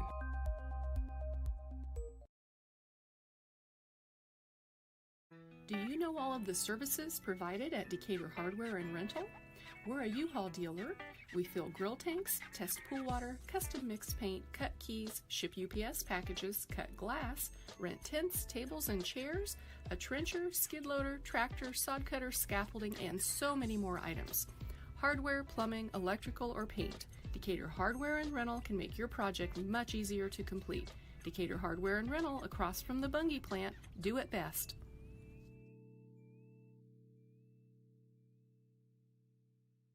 For over 70 years, Bixler Insurance has provided financial protection for our communities. We will protect your auto, home, farm, and business of any size. We can protect your family with a life insurance policy and help navigate your health insurance options, including Medicare and marketplace products. The world of insurance definitely has its ups and downs. But as an independent agency, we have strong relationships with several companies to meet your specific needs. Stop by or call us in Berne, Geneva, Decatur, Portland, or Woodburn.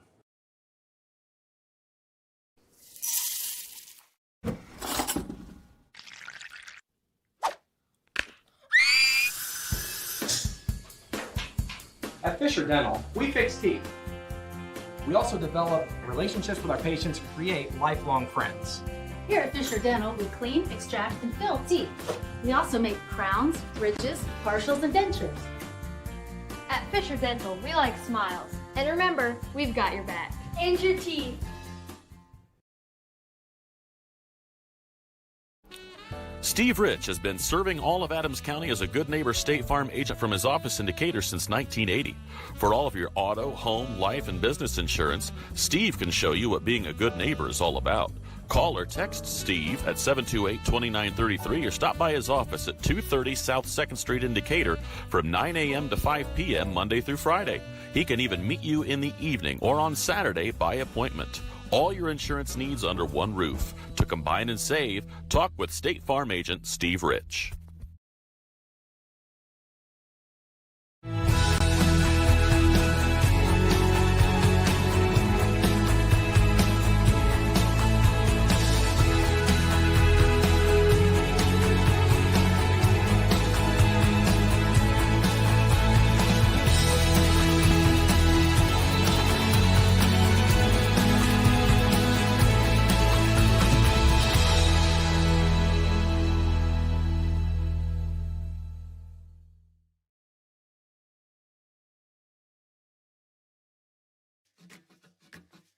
At the University of St. Francis, we believe everyone's made for greatness. Here, students are inspired to reach higher, academically, personally, and spiritually. We're not just shaping minds, we're forming servant leaders with purpose and heart. Rooted in faith and tradition, we prepare students to live lives of virtue, service, and joy. This is where faith meets reason, and where students discover who they're truly called to be. Discover greater. Okay. I'll probably be there as long as it's not. Welcome back, ladies and gentlemen, to Witness Media here in the Tiger Den as the halftime shootout is going on during the intermission. The Bluffton Pep Band bringing the noise like they always do. Always great time having the Pep Band in the Tiger Den. For this Berne Ready Mix halftime show, from new homes and backyard projects to factories and farms, we offer experience and service you can count on. Visit us at 155 East Buckeye Street in Berne or online at www.bernereadymix.com. As we get started here, Kevin, who do we have scoring for each team? So for Jay County, Gabe Overton with 3, Jaden Comer with 5, Cole Forthhofer with 2, Aiden Phillips with 4, and Graydon Swoblin with 7. Bluffton, Marshall Gerber with 3, Griffin Morgan with 2, Declan Greaser with 5, and Maxwell White with 6. And all but 2 of those points for the Tigers coming in that hot shooting first quarter. I mean, Yeah. 4 triples and a bucket at the rim by Griffin Morgan. And then the defense by Jay County just turned up to 11. And really, they were on their heels a little bit when Bluffton was on that run in the first quarter. But in that second quarter, they were all, as you say, turned all the way up as far as at times just simply being there underneath the basket. Bluffton had some open lanes, open opportunities, and took it a little too deep, so to say. That's one where you almost take a mid-range jump shot or a little floater. It's not always the most smooth shot, kind of an awkward shot at times, but depending on how much you practice it, maybe result in a bucket or not. But Bluffton really were stymied. Their offense was quickly put out there in that second quarter, and I give a lot of credit to Jay County. Their intensity, even from their guards. You talk a lot about their big guys, but their guards were tenacious. Whether that be off the ball or diving after basketball. That's what you love to see it as a fan. That's what you want to see in your players, especially when they're playing from behind. Seemingly in a game they probably didn't assume they were going to be down by 10 in the first quarter. So great gut check moment there for Jay County. They responded. Yeah, it's a team that has won 11 games, 9 in a row so far at this point. The tournament championship already. It's a team that is expecting to win. And as the biggest school in the conference, both on the court and as a school, it's something that they take pride in as well. And they're going to be like, hey, we are supposed to be the best school. We're going to prove that we are the best school. Yeah. And being able to just respond that way, I think just a testament, right? It's a first-year coach, but it's not first-year players. Right. These are experienced players with a coach who has coached at the collegiate level and has had success as a player himself. So it's the combination just working out well for Jay County. Yeah, it seems like a very hand-in-glove fit for Jay County and their new coach. So for Bluffton, obviously, if you're going to get it inside, you're going to have to get some ball fakes. Yeah. Gonna have to get Swoveland and Fort Offer off their feet. Gonna have to make Sommers move a little bit if he's in. But that pesky guard defense, it just seems like every single ball handler has a guy attached to his hip. Yeah. Yeah. Bluffton did a great job in that first quarter really swinging and whipping the ball. And what I mean by that is, when they were in a position to maybe throw up a contested shot down low, they weren't really looking for it. They were looking to get it to the open man outside because they knew somebody was going to be open. And most of the time, the beneficiary was, Max White hitting a couple open bombs, and that Bluffton was able to build momentum off of him and Greaser and Gerber. But Jay County turned it up in the second quarter. Those guards almost seemed flat-footed at times in that first quarter, but in that second quarter, it was like the weight was taken off, and they were right there on the catch. Yeah, and doing it just kind of dispersed as well. Yeah. It definitely feels like Swoveland has almost stepped up to make a big impact. But it's really the whole team that is just doing things a little bit more confidently and doing things a little bit more fluidly to kind of move this into Jay County's favor. Yeah, Swoveland's definitely their Grim Reaper player, if you will. If you need to get a bucket, he's going to get you one. But they've done everything else really as a team holistically. And I think, I want to say they played almost that whole second quarter without Forthhofer even really being in that much. But it was good minutes there by Sommers, though. Oh, yeah. Real good minutes by Sommers. And, so interesting to see, this one is definitely far from over as the Patriots lead 21-16 at the half. They will start with possession as well. Another scoring update from our partners on Witness Media. Over in Berne, the South Adams Starfires lead the Southern Wells Raiders 40-34 after 3 quarters. Wow. So that one's quite the contest there in the Stardome as well. We got quite the contest here in Bluffton in the Tiger Den as the Patriots get things started here in the K&N Carpet third quarter.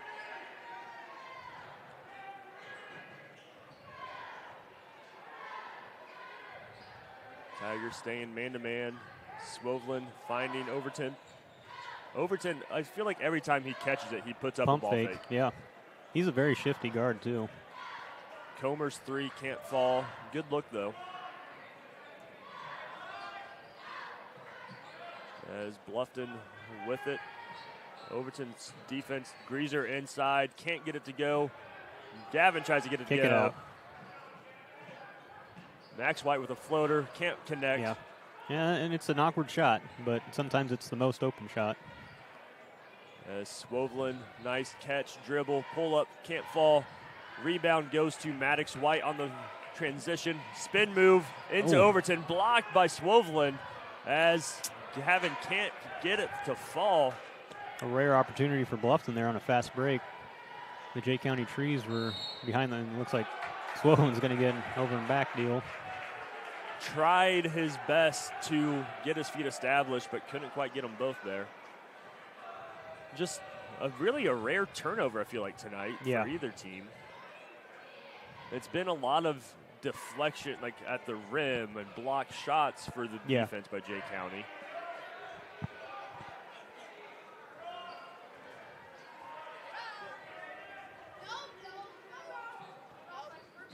Gerber finds Max White a little low there, but he does handle it. Looking in, finding Gavin at the top of the key.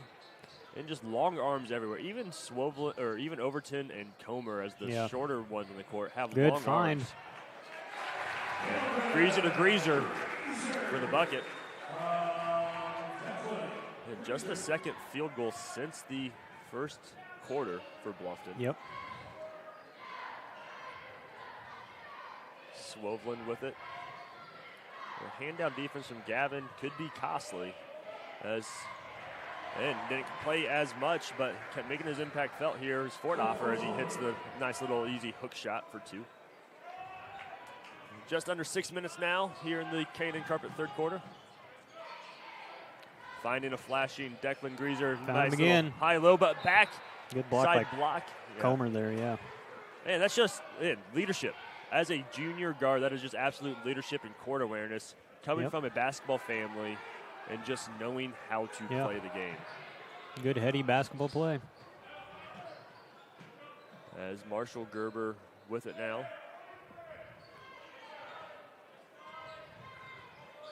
Max White in the corner. And Tigers looking for that kind of cross screen post action, but Fortoffer being wise on it, just deflecting it. Just almost seemed like it was just like an annoyance, like, hey, just get away from me. Yeah, don't try that again. Like a little brother coming in, just like, no, like, you don't stand a chance. Yeah.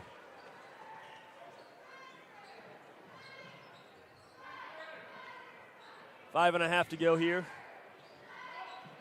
Max White. And then Gavin Greaser kicking it over to Maddox White with the quick three. He's off the long side. And tipped by Gavin Greaser, ends up in Max's hands. He's taking it to the rim, and he finishes it for two, Max White. You said that in the pregame show. He's good for one of those sneaky tips or steals, and he got one there that's worth two. I think Max White is, and again, you said it, like kind of the unlook, like, I don't know, you don't look for him to be the one to finish at the rim, but he does there, as does Fortoffer. But at 6'9" in the ACAC, you're going to expect him to get his buckets and rebounds. So you got to limit those offensive boards. And just chaotic defense, just all over the place, all the time is Jay County. Substitution, though, brings in Benson Barnett for Jay County. 4:42 to go. Jay County 25, Bluffton 20. Declan Greaser in the corner with it. Tigers going to try to swing this thing around. As Maddox trying to drive around Swovlin, but Swovlin not making it easy by any means. He's going to get called for the reach-in foul, though. Playing defense after the play, too. It's one of those, you see that in NBA a lot, where they put that shot up and they just Block goaltend. it. Yeah, it's like, it's that mental part of it. It's like, I got you, right? Yeah.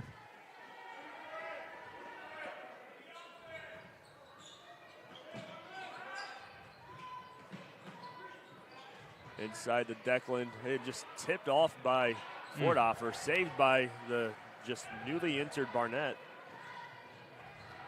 As Patriots just immediately onto it. Fortoffer making his post move. Can't quite handle the chaotic pressure and return by the Tigers.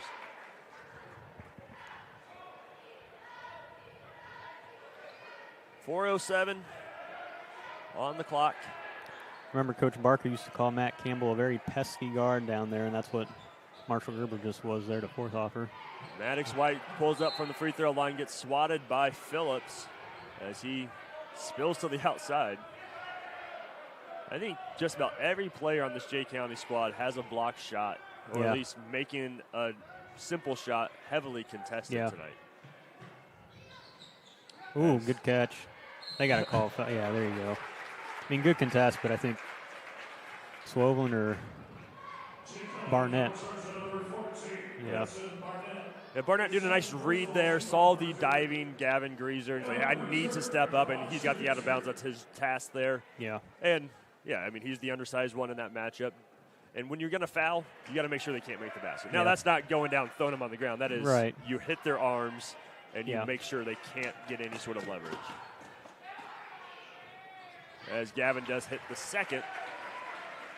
Tigers 21, Patriots 25, 3:50 to go here in the Canaan Carpet third quarter. Tiger Pride student section trying to get this defense hyped up. As Swovelin thinks about it from deep, spins inside, can't get it to fall. Good contest there by Gavin Greaser and rebound there by Declan. Marshall pushes it up to Max. He's finding Gavin at the rim. Defensive deflection. Yeah, that's a good call. Yep, by Swovelin. Got quite the game here in this Canaan Carpet third quarter. Canaan Carpet has been locally owned and family operated for over 50 years with various carpets, hardwood, ceramic, laminate, vinyl, and LVT and area rugs. See the experts at Canaan Carpet, 12108 US 27 South Fort Wayne, as Declan Greaser makes an emphatic bucket and the foul. Going to the line to make this a one-point contest now, 23-25. Patriots still lead. Declan Greaser heard me reading that advertisement, said, no, I'll give you an exciting advertisement read here, Canaan Carpet. As he does convert the and one. Tigers now trail by just one, and just one field goal in the second. Could have been detrimental, but Coach Teagle has his squad right there. Yeah, refocused, ready to roll. Defense seeming to be sharp this quarter. How many does Jay County have so far here? They've got 4 points here in the third, all by Forthhoffer. As good patience by Maddox White on the fast break. You can go up with that one, but just got it stripped. I think that was the right idea to dish that off to Gerber. Nice way to keep his feet there too, Gerber. As Swovelin draws the foul. I think that's going to be Gavin's third. That could be pivotal because he's been doing a nice job of just being that extra defender, rebounder for the Tigers.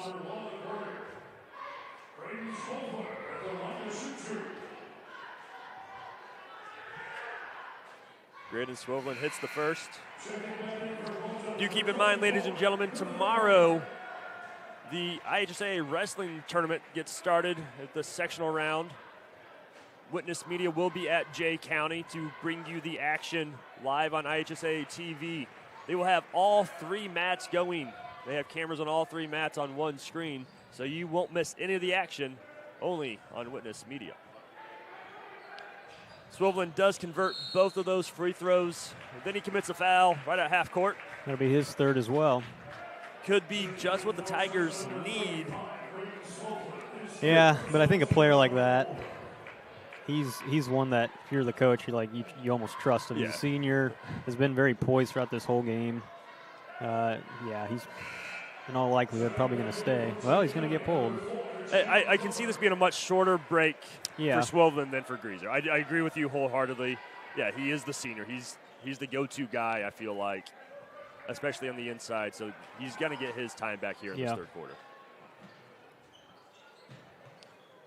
Maddox not getting much of a break as far as the defenders. Barnett's a pesky guy. Max misses a 3. Well, the best look he's gotten since the first. Maddox with a big steal. Tried his hardest to keep his feet in, but the official seeing the feet on the black out-of-bounds line. Oh, man, about as athletic as you can ask for. Yeah. Nearly had that one. 27-24 Patriots, 2:15 to go. Nice find inside to Summers. I mean, again, Comer, just such a high basketball IQ. Tigers now trail by 5. Just that 2 minutes to go here in the K&N Carpet third. I think Maddox tweaked his ankle there on that tightrope deal. As trying to look for that screen to get the person inside. Griffin's going to be diving in. Just right place, right time for Comer as he forces the, I don't know, turnover, missed shot, whatever it is, as the pass to Overton. He thought about it. I think that's the one time he actually thought about shooting it. Yeah. And if not, he fooled us. As the shot by Barnett's no good. Rebound safely in the hands of Gerber. Maddox thought about it, taking the spin Find move. him.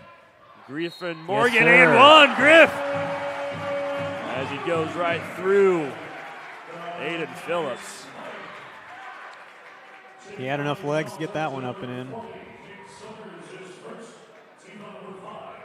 Griff Morgan may not be the softest touch at the free throw line. Can't get that one to fall. Phillips with the rebound right away up to the Patriots. Overton.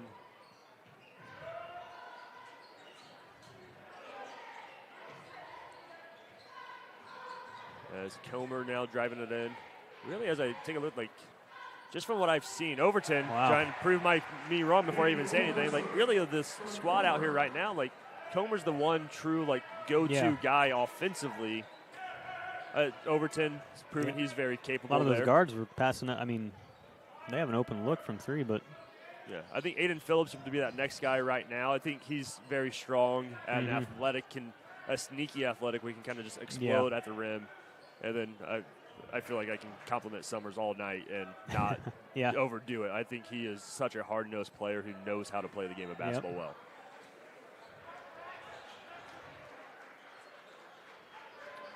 Tigers 20 seconds. Maddox White trying to drive left around Barnett. Can't get it to go. 15 seconds up to Gerber. Griffin Morgan and Declan Greaser go for the screen. Marshall initially defeats it, takes it up to Maddox White for three from the top of the key, and he knocks it down. Maddox White with a second to go on the clock makes it 29-31.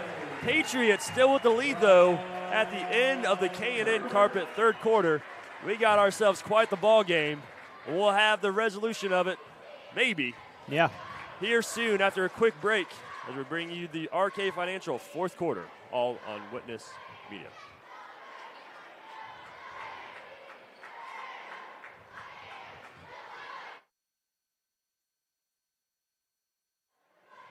We're just going to keep it here, actually, as we look to discuss this a little bit, okay? Just a game of runs, right? Yeah. That first quarter was all Bluffton. Second quarter, all Jay County. Now here in the third, really Bluffton seems to be really in the driver's seat, a lot of that momentum. They had to fight and claw for a couple of those points early, and then Jay County hit a couple buckets, made some free throws. But I'm really glad to see that shot go down for Maddox White, being that he was even in that position to have to take that shot, kind of winding him down. He hasn't made a shot all night. I don't even know if he's maybe attempted a few threes. But to see that go down, I mean, at the end of that first quarter, Jay County was 7-14, I think, at the end of the first. So they were right there in striking distance. Bluffton more than right there, but against a Jay County team, you may as well almost psychologically think it's almost a multiple possession game just because of how Jay County plays, how they grind the ball out, really work the clock, and they're an experienced team. So Bluffton here is going to have to be really aggressive and continue doing what they were doing there at the end of that third quarter and continue the momentum. Yeah, Jay County switching things up, coming into this quarter with a 1-3-1. I mean, I think this is about as good of a defense you can have with this length and speed. What's Bluffton going to have to do? Well, not that. Limit their turnovers, obviously. But that's the thing. This is an exciting game. You can feel the intensity, and some of these players you can see they get real excited. They know that, hey, we had a three, we're up one, we make a bucket, we're tied. But you got to calm down and recognize you still got 7 minutes and 30 seconds to go. Treat each play like it's the last, but be smart in it. Swillen going to drive this one to the rim. Nice, strong defense by Gavin Greaser, staying straight up. Yeah.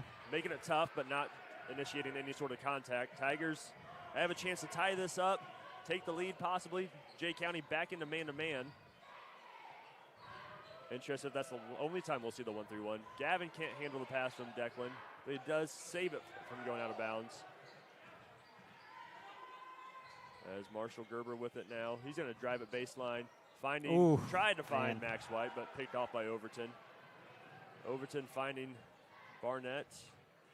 As Jay County now setting things up.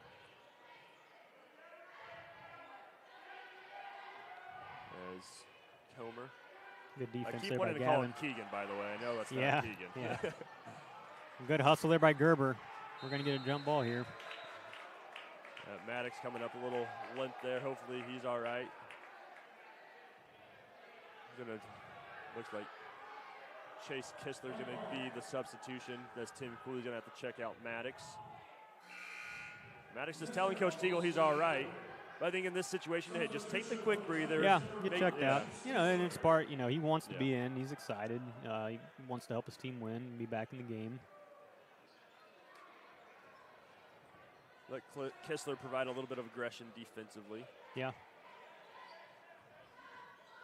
Swoveland drives in. Barnett now.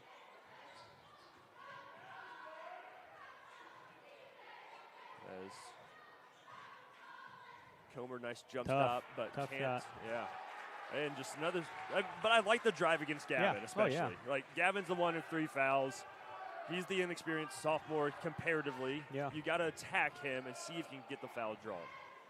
And give credit to Bluffton. They stood their ground so far down low here in the second half. Jay County not looking at them like maybe Bluffton would to them when they attack the rim. But Bluffton doing a good job. Kistler trying to get around Barnett, finding Declan, but turning it over as it ends up into the hands of Jaden Kilmer. And Swoveland trying to drive. It's going to get blocked by White and or Greaser out of bounds against the Tigers. That could have been absolutely heartbreaking for the Tigers, but really no harm done just yet. Yeah, if the worst thing is it's Jay County ball, I don't think that's too bad of a deal for Bluffton. I mean, the way that Swoveland was eyeing the rim looked like that was going to be a momentous dunk attempt. Yeah, or at least a foul. Yeah. As getting it into Swoveland now. He's going to try to drive this again, kicking it out to Barnett. Overton, nice little crossover, trying to get to the rim. As he's going to take that three, short, but rebound goes to Barnett. Those offensive rebounds, 5:20 to go, and still can give dividends to the Patriots just like that. All because of the rebound by number 14, Benson Barnett, as Graydon Swoveland gets another bucket. Right around 5 minutes to go, just at 5 minutes to go here in this RK Financial fourth quarter. Patriots lead by 4. Max White makes it by 1 as that three rims around and in, making his Aunt Alex excited on the sideline. See if he can string something together here. Bluffton's done a good job of staying right there. As foul on the ground. Maddox still tending to his calf a little bit, but seems to be moving around just fine. Yep. So that's going to be the 4th foul against Gavin Greaser. 4:43 to go. Interested to see how long he will be out. Yeah. I do think Griffin is experienced enough, competitive enough, where it's not a huge gap necessarily, especially defensively, and he's proven time and time again he can score offensively. As Overton tries to take that three, can't fall. Nice strong rebound by Phillips. Just right positioning there, staying in the hands. Stay down here. Yep, need to be hands up on Kilmer. If I'm Griffin, I'm looking to switch off to another. Swoveland takes the three, can't fall. I know, that's right. Like, yeah, Kilmer very easily could have just tried to take Griff one-on-one, but I don't know if I'd want to try Griff one-on-one either. yeah, judging what happened at the Heritage game, anything is possible. 4 minutes now here in the RK Financial fourth quarter. Tigers trail by 1, 33-32. Maddox White taking it to the rim, going to get fouled by Graydon Swoveland. I think every time Graydon Swoveland's fouled, I think it's been on Maddox White. And I think it's followed every single foul by Gavin Greaser as well. Yeah. I think Gavin fouls and Graydon fouls. But again, Maddox White, big free throws here in the RK Financial fourth quarter. For the best help with your 401ks, IRAs, college saving plans, retirement goals, estate planning, life insurance, and long-term care needs, call Randy Kistler with RK Financial at 589-3533. Maddox can't connect on the first. Summers does give Swivlin the breather. Again, I don't see that senior staying out too long, as Maddox does knot things back up. Coach Teagle's going to take a timeout. We'll take that timeout with them, but you don't want to miss this here on Witness Media. Understanding our values allows us to make decisions on the best use of money. There's 4 things that we can do with it. We can live, we can give, we can owe, and we can grow. What are we spending money on? What causes are we wanting to support? From an O perspective, debt, taxes. But then growing, what is that we're saving towards? We believe that if we can help our clients manage the O and grow, it will give them great freedom to live and give. Contact us for a free consultation and we'll help you get started. Welcome back, ladies and gentlemen, to Witness Media. Coach Teagle takes a timeout after his freshman, Maddox White, ties this thing up 33-33 at the free throw line. We have 3:54 to go here in the RK Financial fourth quarter. Kevin, what's going through your mind right now if you're on the court? Well, you don't want to have a costly turnover here or give up any second chance points. There's been some that have gotten away from Bluffton here and there, but Bluffton's answered the call on the offensive end. Jay County's been showing every reason why they're arguably the best team in the conference tonight.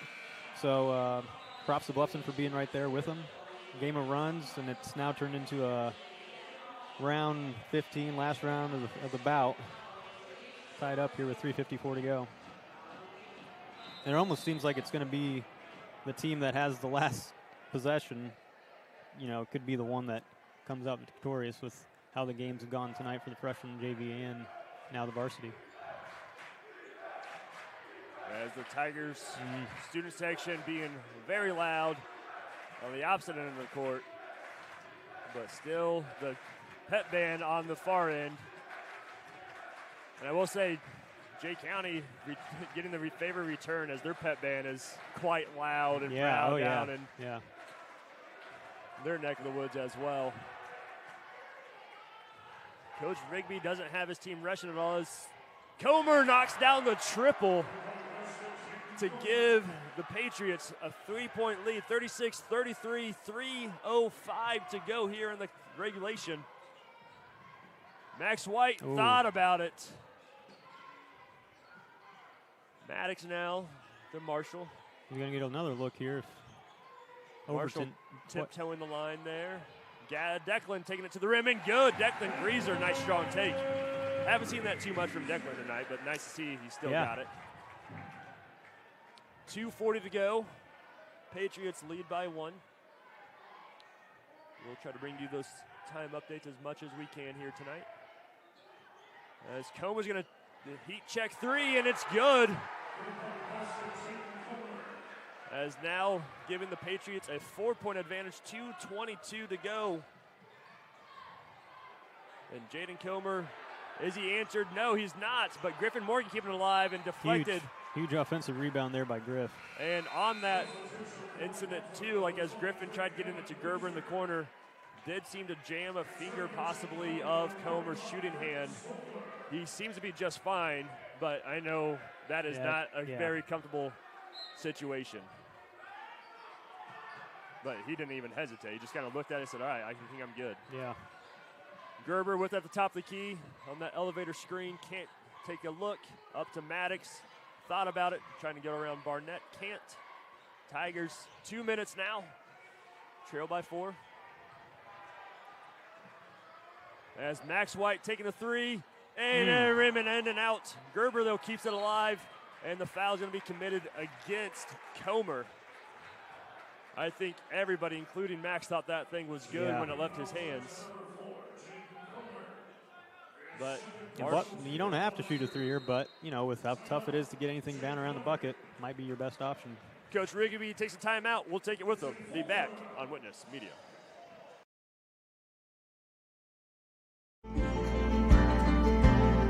Sharing happiness, displaying confidence, and promoting health. Your smile does a lot for you. And at Riverstone Dental, we make smiles happen. Across 2 locations at Riverstone Dental, our compassionate dentists and caring staff provides unparalleled care to patients of all ages. Using the latest technology and procedures, we offer an extensive list of general dentistry services. Whether you're stopping in for your routine cleaning and checkup, or you need restorative care, including implants, crowns, bridges, and more, we'll provide quick, comfortable care. Additionally, we perform orthodontic procedures as well.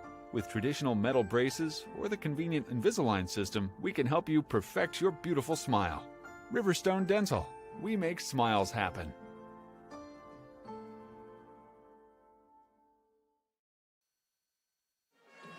Welcome back, ladies and gentlemen, to this RK Financial fourth quarter here on Witness Media. Patriots lead on this Freedom Automotive Group scoreboard, 39-35, 1:49 to go here in regulation. And I'm going to be saying regulation until it is over because that double overtime in JV could have foreshadowed things to come, as this has been quite the contest here in the Tiger Den. Tigers get it inbounded, finding Gavin Greaser inside. He's going to find a way to score through Swoveland. Neither one wants to get their fifth foul. Expect Jay County here to milk the clock and probably only get something at the rim. And I'm assuming even that for Comer as well, who's hit 2 threes here to put him up. Yeah, and there's Swoveland inside. He's going to get fouled by Declan Greaser, as he's going to take 2 looks at things. 1:23 to go. He's a perfect 3 of 3 from the line tonight. Tigers trying to utilize the upstairs track with some student section members and the pep band right behind the basket. Swoveland unfazed, 40-37. Second one just as good, if not better. 1:23 to go. Tigers trail by 4. And then they're back in that 1-3-1 defense. Only time we saw that so far tonight was the first possession of the fourth quarter. And it forced a turnover by the Tigers. Gavin gets another turnover. As Comer with the fast break, easy, does it, 43-37. Coach Rigby calling for it again, I believe. Yep. As Gerber drives it to the rim, kicks out to White, but intercepted by Jaden Comer. Just big-time defense here by the Patriots late in this contest. 45 seconds to go now. 46 on the nose as Maddox White gets fouled. Tigers still have to foul 2 more times. That's going to give Gavin that offense-defense substitution here. Can't get him fouled out. Tigers wanting to hold on to this one. Coach Steagle's going to take a timeout. We'll take it with them. We'll be right back on Witness Media. Do you have sports injuries, knee pain, shoulder pain, headaches, arthritis pain, or just want to maintain a healthy lifestyle? Reynolds Chiropractic is the answer. Dr. Jade utilizes gentle, low-force, instrument-assisted, and hands-on adjusting. Dr. Jade treats patients of all ages, from birth to the very mature. Dr. Jade will help your injuries heal faster and help you live a more active and pain-free life. They offer BioFree, Sombra, pillows, back braces, and orthomolecular supplements. Dr. Jade is currently accepting new patients, so make your appointment today and visit Reynolds Chiropractic, where patient comfort and care are our first priority.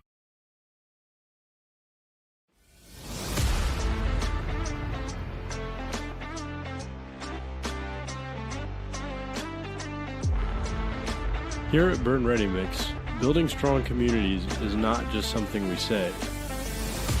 It's something we do.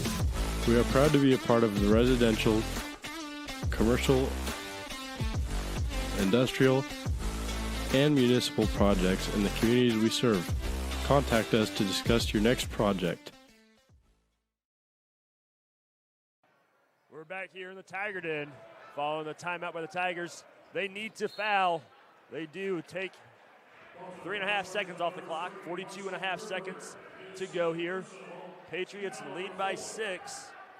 Been quite smooth from the free throw line tonight, haven't they? I don't have him for a single miss. Swoveland being the only one to shoot him? Phillips had 2 there in the first. Okay. Yeah, as Comer's going to get his first trip to the line now, courtesy of the Marshall Gerber foul, as the Patriots enter the 2-shot bonus. Anyway, thank you guys for tuning in here tonight to this one. It's been quite the entertaining game. If you missed out on the pregame show, the Christian Care Retirement pregame show had quite the action too, as it was double overtime JV contest. This one had all the makings of being an overtime one, but Jay County's defense maybe a little too much late. Yep. Just like flipping a switch, they were right in it, right in the spots they needed to be, and made Bluffton turn it over twice. As Jaden Comer keeping the Patriots perfect at the free throw line. He's had a big quarter. He's got 10 in the quarter. And just big-time defense, too. Yeah. Like, really just showing why he was that MVP for the ACAC tournament. Nice, strong screen by Gavin. That's going to get him out of here. I think just a little too late to get set. Yeah.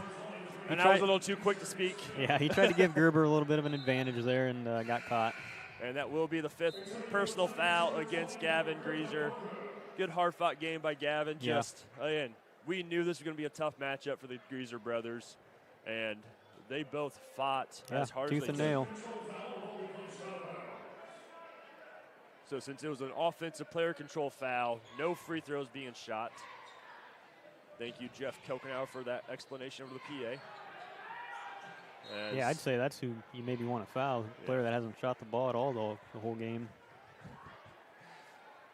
As much as Aunt Alex White was excited for that 3 by Maddox, I think just a little feeling the same frustration as the Tigers. Again, a game that was so close to being in favor of the Tigers, a very pivotal matchup in this ACAC standings.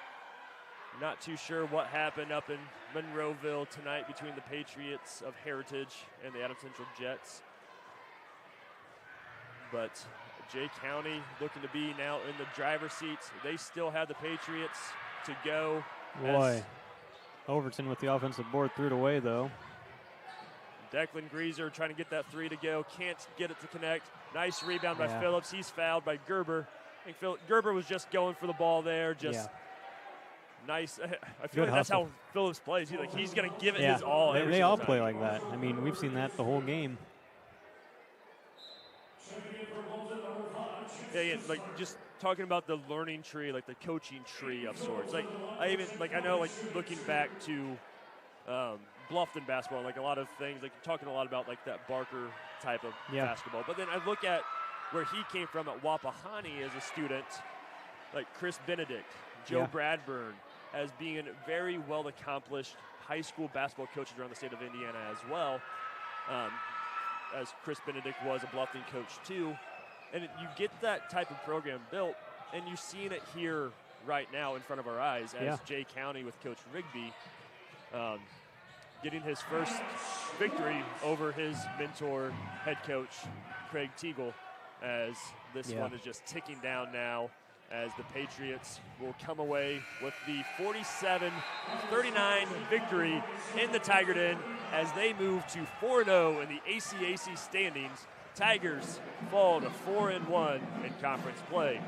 We're going to take a quick break, tally up some stats, be back here on Witness Media for the Keystone Cooperative postgame show. Kevin and I will break some things down. We'll talk with Coach Teagle and name that Berne Witness Player of the Game, brought to you by FM Investments, Raymond James. In the heart of our community, we're more than just a school. Our dedicated staff ignites curiosity, critical thinking, collaboration, and creativity. With a range of programs, we nurture talents and build leaders. Our students excel driven by passion and support. Every success is a testament to hard work. Adams Central, where dedicated staff and student success go hand in hand. Do you need repairs done on your farm equipment or grain handling equipment? Maybe you need steps or a railing made, livestock gates, or your wife's favorite chair. Ironclad Metalworks is who you need. We specialize in agribusiness welding and fabricating. We have the skills you need to get the job done correctly, from existing equipment repairs to new fabrications. No project is too big or too small, we can do it all. Do you have an idea but can't seem to bring it to life? Stop by and let us help you make your ideas a reality. Come see us at 620 Berne Street in Berne or call 260-525-0471. Mitchell Enterprises Corporation is a trucking and feed sales company located in Bluffton, Indiana. Owner Luke Bright is a lifetime resident of Adams County and proudly sells a variety of show feeds and supplements. Sunglow and Linder show feeds are the most popular among other supplements and livestock care that they stock daily. Mitchell Enterprises would be happy to help with any of your feed needs and are always looking to hire CDL drivers in the area. Contact Luke and his team at 260-353-1050 or check them out at mitchellenterprises.com. At Mosier Motors, we got you covered. From plug-in hybrids to full electric vehicles. From small trucks to the F-150, all the way up to Super Duties, Mosier Motors has got you covered. From small SUVs to mid-size SUVs, up to large SUVs, Mosier Motors has you covered. And be sure to come in and check out our lineup of Lincolns. Heavy-duty mechanics trucks with welders, air compressors, and cranes. Dump trucks in every size. You need to move a couple thousand gallons of water? We got the truck. Full commercial shop for your heavy truck service needs. When you think about it, Mosier Ford has a vehicle for almost every single application.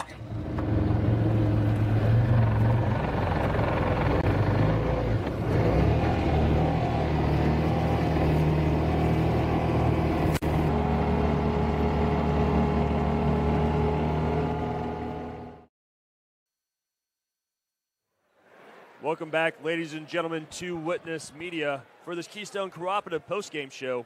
This postgame show is brought to you by the Keystone Monroe Energy Team in Monroe, Indiana. Stop by our office at 221 West 100 South Monroe or call us today at 260-692-6111 for any fuel, propane, or grease and oil needs. Kevin, I mean, we were just talking there briefly right before we came back from break.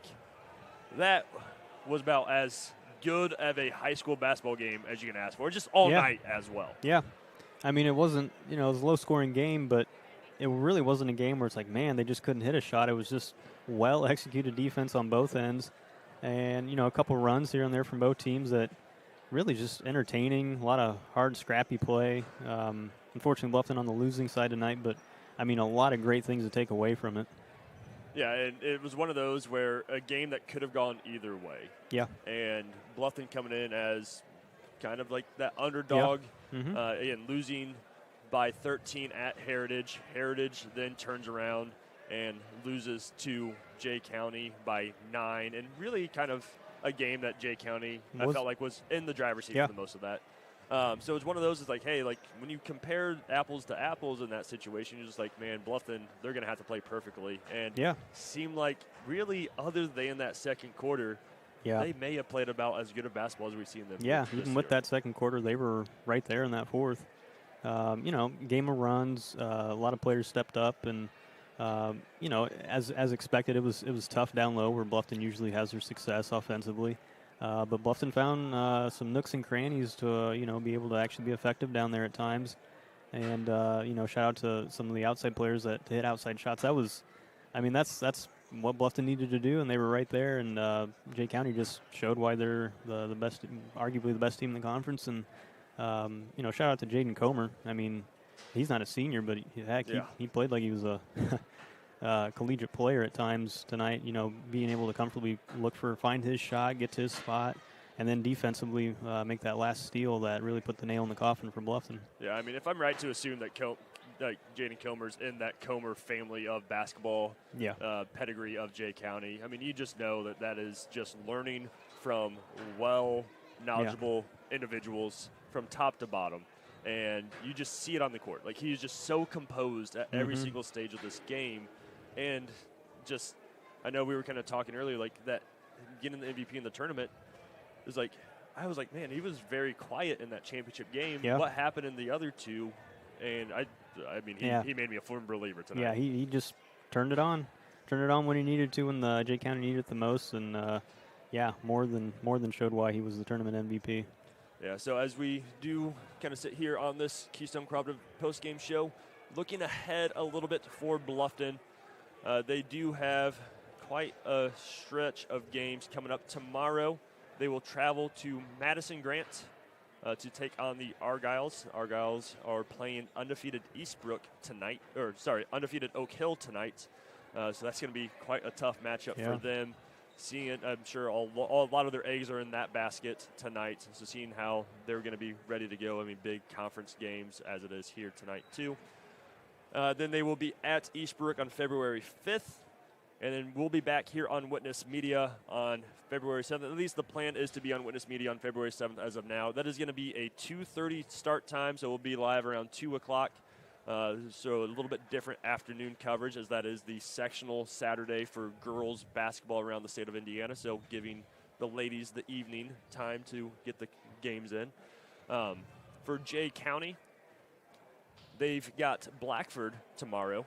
So that should be quite a good game, as Blackford's had quite a strong season, now at 13-2 following a pair of back-to-back losses to Frankton and Monroe Central.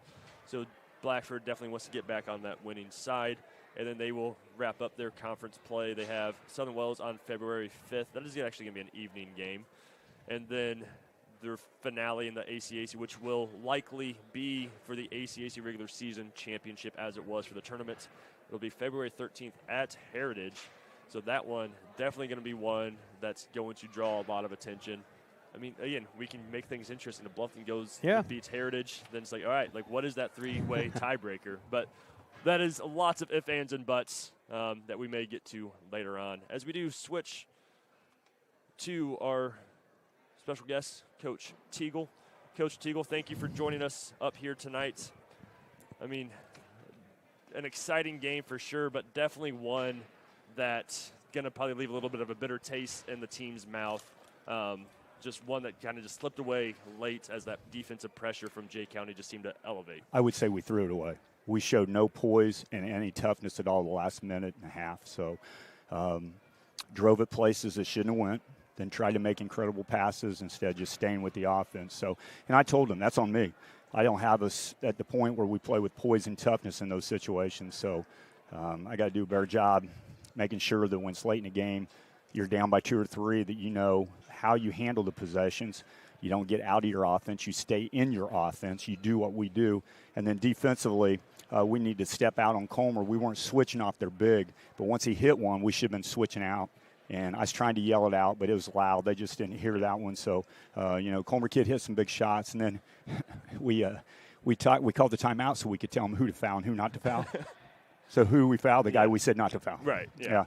So, but I take the blame. I got to get us to play with more poise, more toughness. I thought they out-toughed us. I thought 14 for them was a real key. Yeah. Really put pressure on us, and beats to a couple loose balls, beats to a couple rebounds, and you could tell our kids, a couple of them aren't probably totally ready physically to play varsity, just the size and the speed of the game, but yet I like my group. They come out and they fight, they battle. Yeah, I agree. I think coming in on paper, it was probably a big mismatch for you guys, just as the size across the board for Jay County. Like, I don't know what you guys feed them down there in Portland, but holy cow, like just every starter over 6 feet tall. You got a pair of just 6'7", 6'9" giants inside. Just makes it tough, and it was definitely seemed to be uncomfortable for Declan and Gavin inside quite often on offense. Well, I thought in the second quarter we had about 3 or 4 good shots that was shot normally that rolled in and out. Yeah. And then the next 3 or 4 shots were just throw-ups, just throw them up by the rim.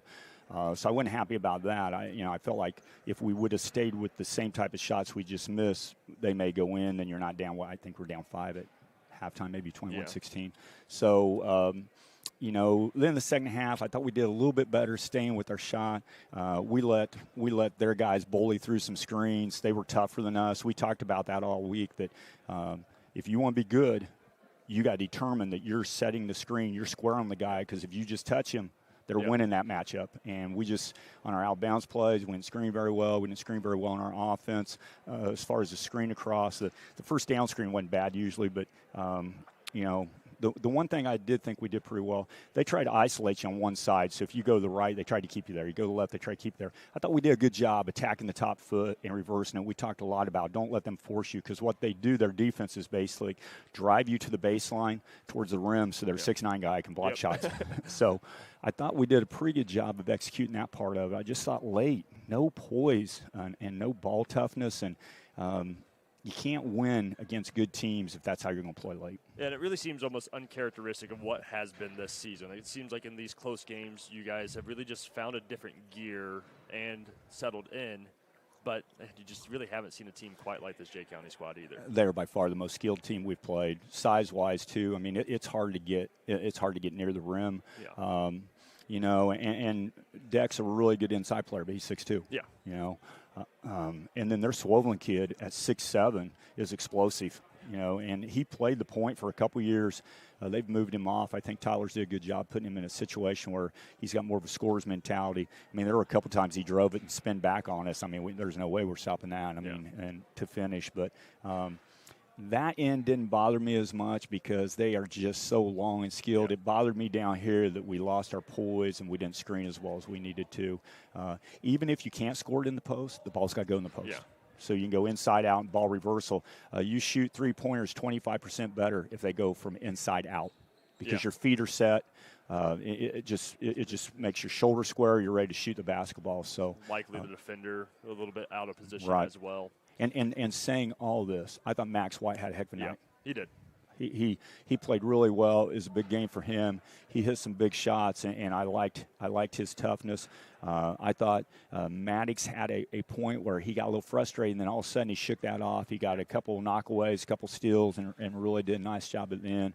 You know, Declan still ends up in double figures, which I wouldn't have thought. But this is another indication of us not playing 3 of 7 from the foul line. We've been shooting 72% for the year. Yep. So all those points are really important in games like that because then they don't stretch the lead out as much maybe, and you're on your home floor. So, but a lot of credit to them. Yep. They got a really nice team. I know they have Heritage. I don't know if it's at Heritage or Jay County. It's at Heritage. At Heritage, and Heritage has a really good basketball team too. So that should be a great contest. And like I tried to tell our guys, if Heritage upsets them, and we can beat Heritage, well, you know, you're right there. Yeah. So that's got to be our thought process. We got to not worry. This one's over.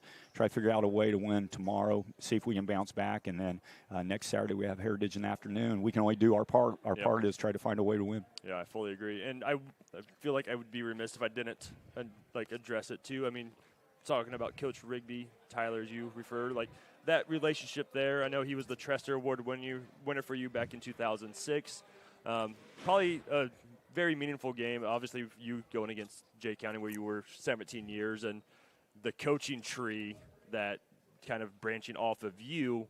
I mean, what do you see he's done as time in Richmond at the college level to his time with Jay County? Well, first of all, I loved him as a player. I loved him as an individual. Great kid. They don't come any better than Tyler Rigby.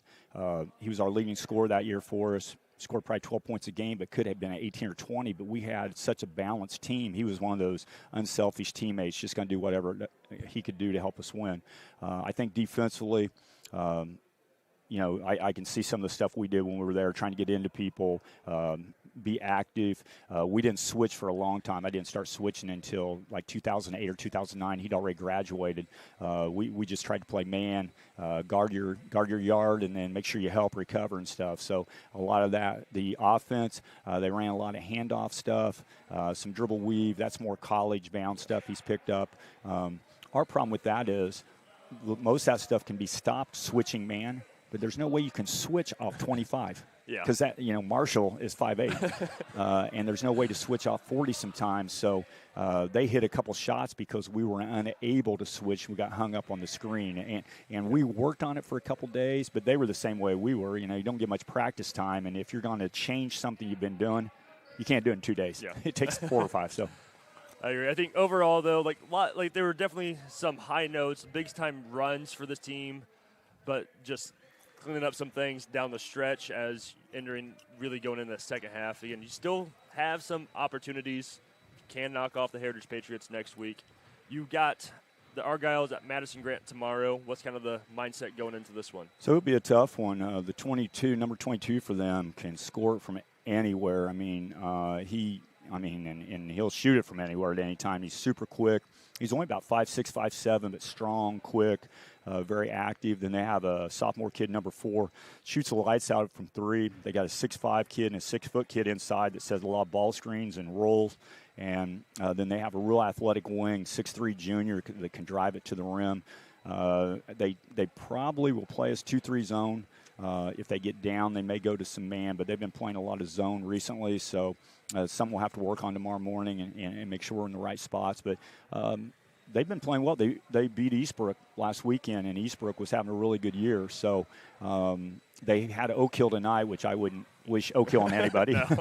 So, it'll be a tough one. We're going to see what we're made of. Can we bounce back, go on the road, and find a way to win? I think that's a good test of the tenacity of this team that has a very young, but mixed of that youth and the experience still. So, yeah, I'll be keeping tabs on that one. So good luck tomorrow. Looking forward to seeing what that action is. Thanks. I appreciate it. I love the fact you guys cover us. Thank you very much. Thank you, Coach. Appreciate it. So, always great talking with Coach Teagle. Just so much wisdom, so much insight, and just that gratitude as well. And those relationships from a coach to a player and seeing them grow into now a peer as Coach Rigby is, I'm sure it's just a very special type of relationship and experience. So, Kevin, any final thoughts before you get to the scoring here tonight? It's a great game. Yeah. I mean, as I was taking my break there, it's just like, man, so many great moments for both sides, and it's like, man, you wish for Bluffton that you could have came away with the win to make things interesting in the regular season conference or regular season or for the ACAC title. But use it to your advantage. You got sectionals down the road, and really that's you got games in between that are very important and that matter. But man, you just wish you could have came away with a win tonight. That would have been huge, momentum builder, statement maker for sure. But Jay County just proven too much, too late. Great team. Great team. All right, so what do we got for scoring here tonight, Kevin? So for Jay County, Benson Barnett with 1, Cade Summers with 2, Aiden Phillips with 5, Gabe Overton with 5, Graydon Swoblin with 13, and I missed Cole Forthhofer with 6, and Jaden Comer with 15. Moving on to Bluffton, Griffin Morgan with 2, Marshall Gerber with 3, Gavin Greaser with 5, Maddox White with 6, and Declan Greaser with 10. Oh, and Max White finishing with 11. And distributed scoring for everyone here tonight. So thank you for bringing us those updates there, Kevin. Last thing for us to do here tonight on this very long stream. Thank you all for joining us, whether you're watching it live or on the replay, as I know lots of you do, and we do appreciate all of you. It's time to name that Berne Witness Player of the Game, sponsored by FM Investments Raymond James. For investments, finances, or retirement planning, call 260-368-9939 to set up an appointment at FM Investments Raymond James. Who do we got here tonight, Kevin? Well, we could have made a strong argument for Graydon Swoblin. He was pretty consistent the whole game there for Jay County, but Jaden Comer there in that fourth quarter really separated amongst the boys and men. He really turned it up a notch and was the difference maker in that fourth quarter. He finished with 15 points. He had 10 points in that quarter and just made some pivotal plays that put Jay County in the position to win the ball game. I mean, just as a junior, just absolute floor general for the Patriots. Yeah. He's got eyes on championship still to win this season, and I just think about seeing him again next year. Yeah. Once, possibly twice in the ACAC tournament, and it's just like, man, that's going to be a tough matchup for anybody in this conference, no matter what school you're at. Yeah. Jaden Comer, I agree with you. Like, it was just like he was a consistent presence, that leader. I was like, man, does this guy score at all? And then all of a sudden it's like, oh, yeah, he can here score. We go. Yeah. He can score. Yeah, and it's not so much, you think of him, a player like that, you think of him almost as a microwave type scorer where it's like, they're streaky, but he just really relished in the opportunities he was given, walked into those threes that gave them at that one point a 4-point lead that Bluffton wasn't able to recover from, but had that timely steal there at the end. But man, just a good player overall. Throughout the game, made a lot of savvy plays and kept Jay County right there in the driver's seat. So Jaden Comer, that Berne Witness Player of the Game, sponsored by FM Investments Raymond James. So that'll do it for us here tonight in the Tiger Den. One final time on that Freedom Automotive Group scoreboard. Jay County 47, Bluffton 39. For Aiden Teeple up on camera, Jonah Geisel on production, Abram Garrett keeping some live stats for us as well, Kevin Mosier on color. I've been Michael Vanderkolk. Thank you all for joining us.